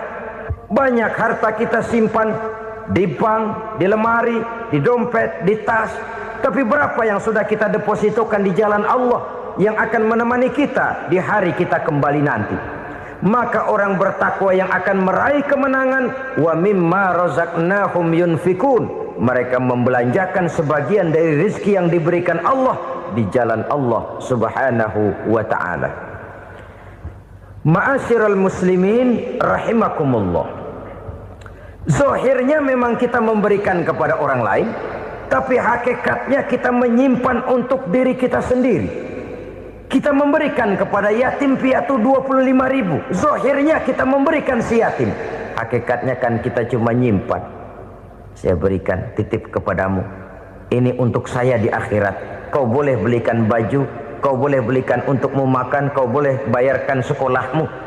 Ini untuk saya. Hakikatnya kita nyumbang masjid 1 juta, zahirnya kita berikan kepada panitia masjid, tapi hakikatnya kan cuma titip 1 juta ya untuk saya di alam kubur nanti. Silahkan kau boleh belikan semen, ini uang, belikan besi, belikan pasir. Saya cuma sekedar titip untuk kepentingan saya. Hakikatnya kita cuma sekedar menitip. Sebagaimanapun pada hakikatnya, apapun yang kita miliki dalam kehidupan kan cuma sekedar hak guna pakai, bukan hak milik mutlak. Harta kita, rumah kita, kendaraan kita, kebun kita, pabrik kita, hak guna pakai saja. Hak milik mutlak cuma untuk Allah Subhanahu wa ta'ala. Saudara-saudara kaum muslimin rahimakumullah. Ini yang ketiga. Kemudian yang keempat, orang-orang bertakwa yang akan meraih kemenangan, allazina yu'minuna bima unzila ilaika. Mereka yang beriman, mereka yang percaya kepada apa yang telah diturunkan kepadamu Muhammad, ay Al-Quran, yakni Al-Quranul Karim. Setelah percaya kepada yang gaib, mendirikan solat, kemudian menginfakkan sebagian dari rezeki yang diberikan Allah, mereka juga lalu percaya kepada yang diturunkan terhadap Nabi, yaitu tidak lain Al-Quranul Karim. Sekali lagi di sini, percaya bukan hanya sekedar percaya saja, tetapi percaya lalu menjadikan Al-Quran itu sebagai pedoman hidup. Sebab memang Al-Quran itu adalah GBHM, garis-garis besar haluan muslim. Apa yang harus kita lakukan, apa yang harus tidak kita lakukan, bagaimana mestinya kita bertingkah laku dan berbuat, seluruhnya tercantum di dalam Al-Quranul Karim. Itu sebabnya ketika satu hari Aisyah ditanya bagaimana akhlak Rasul, beliau menjawab, kana Rasulullah sallallahu alaihi wasallam khuluquhul Quran. Akhlak daripada Rasulullah tidak lain adalah Al-Quran. Jawaban simpel ini memberikan gambaran bahwa keseluruhan daripada konsepsi Quran sudah diterjemahkan dalam kehidupan Rasulullah sallallahu alaihi wasallam. Karena kita tahu akhlak adalah keseluruhan dari gerak hidup manusia. Sejak ia berpribadi, berumah tangga, bertetangga, bermasyarakat, sampai kepada berbangsa dan bernegara, Al-Quran tetap memberikan sentuhan nilainya. Oleh karenanya, orang-orang yang bertakwa adalah orang-orang yang menjadikan Al-Quran sebagai pedoman dalam kehidupannya. Dan kita yakini Al-Quran diturunkan kepada Nabi Muhammad bukan merupakan produk Nabi Muhammad. Isi dan redaksinya langsung dari Allah Subhanahu wa ta'ala. Kemudian cirinya yang kelima, orang bertakwa yang akan meraih kemenangan itu, wa ma unzila min qablika. Tidak hanya sekedar percaya kepada yang diturunkan terhadap Nabi Muhammad, yaitu Al-Quran. Mereka juga percaya kepada apa yang pernah diturunkan kepada para nabi, kepada para rasul sebelum Nabi Muhammad.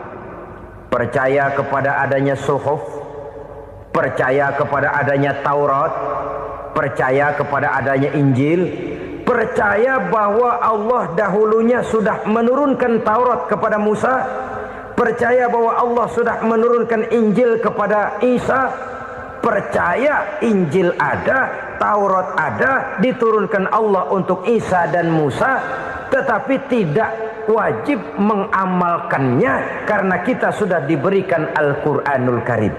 Ini yang perlu saya garis bawahi. Kita percaya Allah telah menurunkan Injil dahulu kepada Isa. Kita percaya bahwa Allah telah menurunkan Taurat dahulunya kepada Nabi Musa. Kadang-kadang ini dijadikan dalih, dikacaukan pengertiannya. Quran saja mengajarkan bahwa orang yang bertakwa harus percaya kepada Injil, maka pakailah Injil. Apalagi kalau ayat sebelumnya ditilap, dihapus, dihilangkan, Injilnya yang ditekankan, maka akan terjadilah penekanan yang salah arah. Karena salah arah akhirnya bisa merusak dan menghancurkan akidah. Ketika Rasul suatu saat pernah ditanya orang, "Ya Rasul, bagaimana sikap kita sebagai muslim terhadap Injil yang ada sekarang?" Beliau menjawab, "La tukadzibuhu jami'an wa la tusaddiquhu jami'an." Jangan didustakan seluruhnya, jangan juga dibenarkan semuanya. Artinya, ini sudah merupakan gambaran dari Rasul bahwa dalam Injil yang ada sekarang masih ada ajaran-ajaran tauhid yang dibawa oleh Nabi Isa dan diajarkan kepada umatnya. Tapi juga dalam Injil yang sekarang ini sudah terkena intervensi dan investasi manusiawi. Karena itu Rasul menyimpulkan, la tukadzibuhu jami'an wa la tusaddiquhu jami'an. Jangan didustakan semua, jangan dibenarkan seluruhnya. Kita memang percaya Allah telah menurunkan Injil kepada Nabi Isa dulu, tapi kita tidak wajib mengamalkan Injil.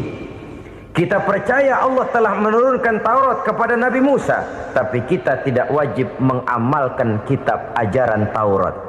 Yang wajib kita percayai dan kita amalkan hanyalah Al-Quranul Karim. Kenapa? Oleh karena baik yang ada di dalam Taurat, baik yang ada di dalam Injil, tentu tercakup di dalam Al-Quran sebagai kitab terakhir yang diturunkan oleh Allah Subhanahu wa ta'ala. Dan itu wajar. Kalau seorang pejabat mau mengeluarkan satu keputusan baru, tentu dia harus meninjau keputusan-keputusan lama. Andai kata dianggap tidak berlaku, dianggap tidak relevan lagi, maka keputusan-keputusan lama itu tentu sudah dianggap tidak berlaku. Sebagian daripada aturan-aturan dalam keputusan lama yang masih dianggap relevan tercantum dalam keputusan baru yang wajib diamalkan. Begitulah hubungannya antara Al-Quran, Taurat, Zabur, dan Injil. 4 kitab samawi yang diturunkan Allah masing-masing kepada Zabur untuk Nabi Daud, Taurat untuk Nabi Musa, dan Injil untuk Nabi Isa alaihi wassalatu wassalam. Ketiga-tiga kitab itu kita percayai adanya. Kita yakini Allah telah menurunkan Zabur, Taurat, dan Injil. tapi kita tidak wajib mengamalkannya. Yang wajib kita mengamalkannya sekarang ini tidak lain hanyalah Al-Quranul Karim saja, karena ia mencakup apa yang ada di dalam Zabur, apa yang ada di dalam Taurat, dan apa yang ada di dalam Injil. Keotentikannya bisa dipertanggungjawabkan. Ya, tapi kan Nabi Muhammad sudah mati 14 abad yang lalu, dan di zaman beliau Al-Quran kan belum dikodifikasikan, belum ditulis. Bagaimana keotentikannya bisa dipertanggungjawabkan? Mudah saja. Allah berjanji, inna nahnu nazzalna dzikra wa inna lahu lahafizun. Kami yang menurunkan Al-Quran dan kami yang akan menjaga dan memeliharanya. Allah turunkan Quran, Allah menjaganya. Bagaimana cara Allah menjaga Al-Quran itu? Banyaknya orang-orang yang hafaz Al-Quran. Hafaz Al-Quran 30 juz, 114 surah, 6.666 ayat. Sehingga jangankan satu kata, jangankan satu ayat, satu kalimat saja berubah, sudah akan timbul reaksi dan mudah dimengerti. Kenapa? Banyak orang-orang yang hafaz Al-Quran. Sedangkan pada setiap akhir tahun biasanya malaikat Jibril selalu mengadakan checking terhadap ayat-ayat yang diturunkan pada waktu itu. Di zaman Nabi sendiri sudah ada usaha kodifikasi. Dan yang lebih luar biasa lagi, sampai hari ini tidak seorang pun mampu membuat satu ayat saja semacam Al-Quran. Ke bahasa manapun dia diterjemahkan, naskah aslinya tetap ikut, rujukan dasarnya tetap ada. Berdasarkan itu, maka tidak mungkin terjadi penyelewengan terhadap atau pemalsuan terhadap ayat-ayat Al-Quranul Karim. Kesuciannya, keotentikannya, kemurniannya bisa dipertanggungjawabkan. Ma'asyiral muslimin rahimakumullah. Oleh karenanya, konsepsi dasar daripada ajaran Islam ini memang tidak lain adalah Al-Quran dan Sunnah. Isi daripada agama Islam yang merupakan iman, Islam dan ihsan, konsepsi dasarnya tidak lain adalah Al-Quran dan Sunnah Rasulullah Sallallahu Alaihi Wasallam. Maka yang kita perlukan sekarang ini adalah terjemahan Al-Quran di dalam kehidupan kita. Dengan demikian, maka gaya kehidupan yang lebih Qurani itulah yang kita dambakan. Kita perlu memang terjemahan Quran dalam bahasa Inggris, dalam bahasa Belanda, dalam bahasa Jepang, tapi yang lebih kita perlukan adalah terjemahan Quran di dalam kehidupan kita. Konsekuen, tidak memanipulasi, ringan sama kita jinjing, berat sama kita pikul. Jangan kalau lempengan ayat Quran tuh kira-kira enak diamalin, keras teriakan kita. Giliran kira-kira ayat Quran itu mukul kepala kita sendiri, diam kita. Itu ciri yang pernah disindir Allah dalam awal-awal Baqarah juga. Ciri beragamanya orang yang munafik. Kullama adha'a lahum masyawfih, kata Allah. Wa iza azlama alaihim qamu. Apabila terang mereka jalan, apabila gelap mereka berhenti. Artinya, kalau kira-kira di Islam nguntungin, rame-rame pada teriak Islam. Tapi ketika diminta untuk berjuang, ketika dituntut untuk berkorban, rame-rame mengundurkan diri. Nasib agama tidak ubahnya seperti daun pisang yang dikait orang di tepi jalan lantaran tak berpayung di ketika hari hujan. Manakala hujan usailah sudah, daun itu pun dicampakkan di tepi jalan, diinjak pula orang nan lalu. Artinya, orang menjadikan agama cuma sebagai lipstick, decoration only, tidak konsekuen. Hanya pada saat-saat kelihatannya Islam membawa keuntungan, rame-rame orang teriak-teriak tentang Islam. Tapi jikalau diminta berjuang, jikalau dituntut untuk berkorban, biasanya rame-rame juga mengundurkan diri. Jangan heran kalau mayoritas hitungan kita, tapi minoritas peranan kita. Kuantitas kita dalam jumlah, tapi dalam kualitas kita lebih sering jadi penonton daripada jadi pemain. Padahal itu sangat tidak boleh terjadi. Umat Islam di Indonesia harus bangkit. Umat Islam di Indonesia harus sadar akan keberadaannya. Tidak boleh hanya jadi penonton berpangku tangan, karena memang agama kita juga mengajarkan untuk konsekuen di dalam menjabarkan ajaran-ajaran daripada agama kita. Kita sering jatuh menjadi umat yang lemah oleh karena kita ini tidak pandai menggalang kebersamaan yang diakibatkan tidak konsekuennya kita. Diistilahkan bahwa umat Islam di dalam menggalang kebersamaannya itu harus seperti orang main sepak bola. Saudara-saudara kan tahu orang main sepak bola itu. Orang main sepak bola, kalau pertandingan belum dimulai sih silakan saja kumpul di luar lapangan, atur strategi yang baik. Tapi kalau pertandingan sudah dimulai, turun ke lapangan hijau, jangan kumpul terus. Ada sepak bola gotong royong, mundur rame-rame, depan ke depan kumpul melulu mainnya. Kalah.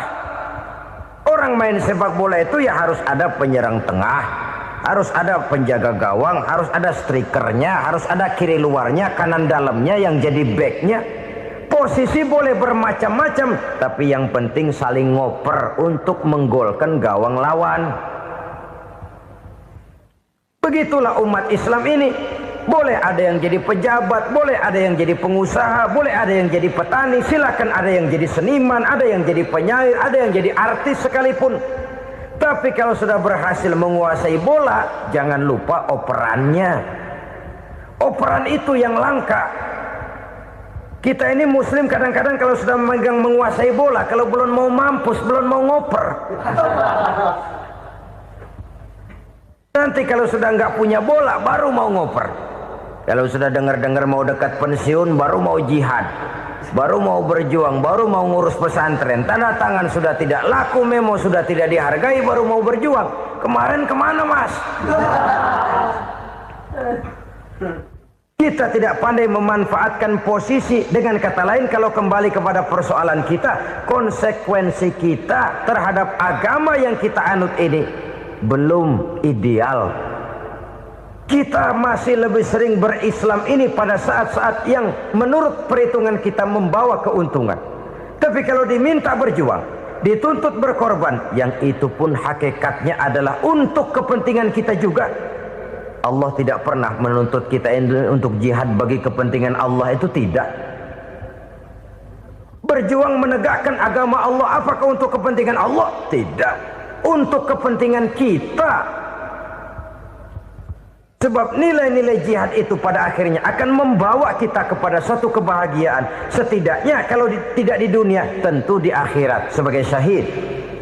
Oleh karena itu, pada bagian akhir ini saya ingin mengajak, marilah kita konsekuen. Sekali kita berkitabkan Al-Quranul Karim, mari dia kita jadikan pedoman. Jangan cuma kita jadikan sebagai penghias dinding, pelengkap rumah, bahwa di rumah kita ada Al-Quran, tapi yang baca kecoa. Habis pada bolong tuh Quran. Yang penting kan punya Quran. Ditaruh di pintu rumah. Biar apa? Biar kuntilanak kagak masuk katanya. Ya apa itu nasib Quran, cuma kerjanya jaga pintu, ngusir kuntilanak, ngusir memedi. Bagaimana kita hidup menurut tuntunan Al-Quran? Kadang-kadang tidak pernah menjadi masalah bagi kita. Maka bagaimanakah Al-Quran akan mungkin membawa keberkahan dalam hidup kalau ajarannya kita injak-injak dalam keseharian kita? Mewujudkan gaya hidup yang lebih Qurani, itulah yang akan kita rintis di dalam kehidupan kita. Bertahap, step by step, menurut kemampuan yang ada pada kita. Jika jalan ini tidak bisa kita selesaikan, percayalah akan ada generasi penerus yang akan melanjutkan usaha dan cita-cita mulia itu. Jadi percaya kepada Taurat, percaya kepada Injil, sekadar percaya Allah dahulunya sudah menurunkan itu, tapi kita tidak wajib mengamalkannya. Kenapa? Generasi Injil masa berlakunya sudah kedaluarsa. Taurat masa berlakunya sudah kedaluarsa. Injil pernah berlaku untuk orang Nasrani di zaman Nabi Isa. Taurat pernah berlaku untuk orang Yahudi di zaman Nabi Musa. Setelah generasinya berlalu, datang Rasul penutup yang membawa Al-Quranul Karim, maka Al-Quran itulah yang berlaku menjadi pedoman sampai hari akhir nanti. Jangan jauh dari Al-Quran, karena apabila ini kita lakukan, maka kita akan kembali kepada satu gaya hidup yang jauh dari tuntunan agama, dan itu artinya kita akan semakin jauh untuk meraih kemenangan. Saudara-saudara kaum muslimin rahimakumullah. Yang keenam, yang terakhir, orang-orang bertakwa yang akan meraih kemenangan itu wabil akhirati hum yuqinun. Mereka percaya, mereka yakin seyakin-yakinnya akan adanya hari akhir, di mana seseorang akan mempertanggungjawabkan seluruh perbuatannya di dalam hidup ini. Dan tidak ada satu perbuatan yang bagaimana kecilnya sekalipun yang tersembunyi dalam pandangan manusia yang tidak akan dibukakan persoalannya di mahkamah Qadi Rabbul Jalil di akhirat nanti. Itulah sebabnya maka percaya kepada akhirat disebut secara khusus. Padahal di awal tadi sudah dijelaskan yu'minuna bil ghaib, percaya kepada alam gaib, dan alam gaib ini termasuk akhirat. Kenapa pada bagian akhir disebut lagi akhirat? Karena ternyata bahwa kepercayaan kepada adanya akhirat merupakan induk dari kepercayaan terhadap adanya malaikat, setan, jin dan lain sebagainya, dan akan lebih memberikan sugesti dalam kehidupan manusia untuk meluruskan gerak hidupnya. Jikalau satu saat tergerak hati akan berbuat kejahatan, ingin mencuri, sadarlah, awas ada akhirat. Sebab kalau kita cuma teriak awas ada polisi, itu cuma tertunda sementara, begitu polisi meleng embat. Kalau kita ingin berbuat jahat cuma berteriak awas ada hansip, cuma sementara kehansip itu ada. Tapi kalau ceritanya awas ada akhirat, mau menyeleweng awas ada akhirat, mau berjudi awas ada akhirat, mau mencuri awas ada akhirat. Keyakinan yang akan meluruskan gerak hidup manusia sehingga gerak itu jadi lebih terarah dan terkontrol, tidak merugikan baik diri sendiri, lebih-lebih orang lain. Ternyata bahwa kepercayaan kepadanya adanya hari akhirat sanggup menjadi sumber daya kontrol dari kehidupan manusia, sehingga ia tidak terjebak dalam perbuatan maksiat dan munkarat. Saudara-saudara kaum muslimin, inilah saja yang kita bicarakan pada pertemuan kali ini. Semoga Allah subhanahu wa ta'ala memberikan kekuatan zahir dan batin kepada kita untuk dapat meraih kemenangan dengan beriman kepada yang gaib, mendirikan solat, membelanjakan sebagian dari rezeki yang diberikan Allah, percaya kepada Al-Quran, beriman kepada kitab-kitab yang diturunkan sebelum Al-Quran, lalu meyakini adanya hari akhirat. Terima kasih atas segala perhatian, mohon maaf atas segala kekurangan. Usikum wa nafsi bitaqwallah. Wassalamu alaikum warahmatullahi wabarakatuh. Waalaikumsalam warahmatullahi wabarakatuh.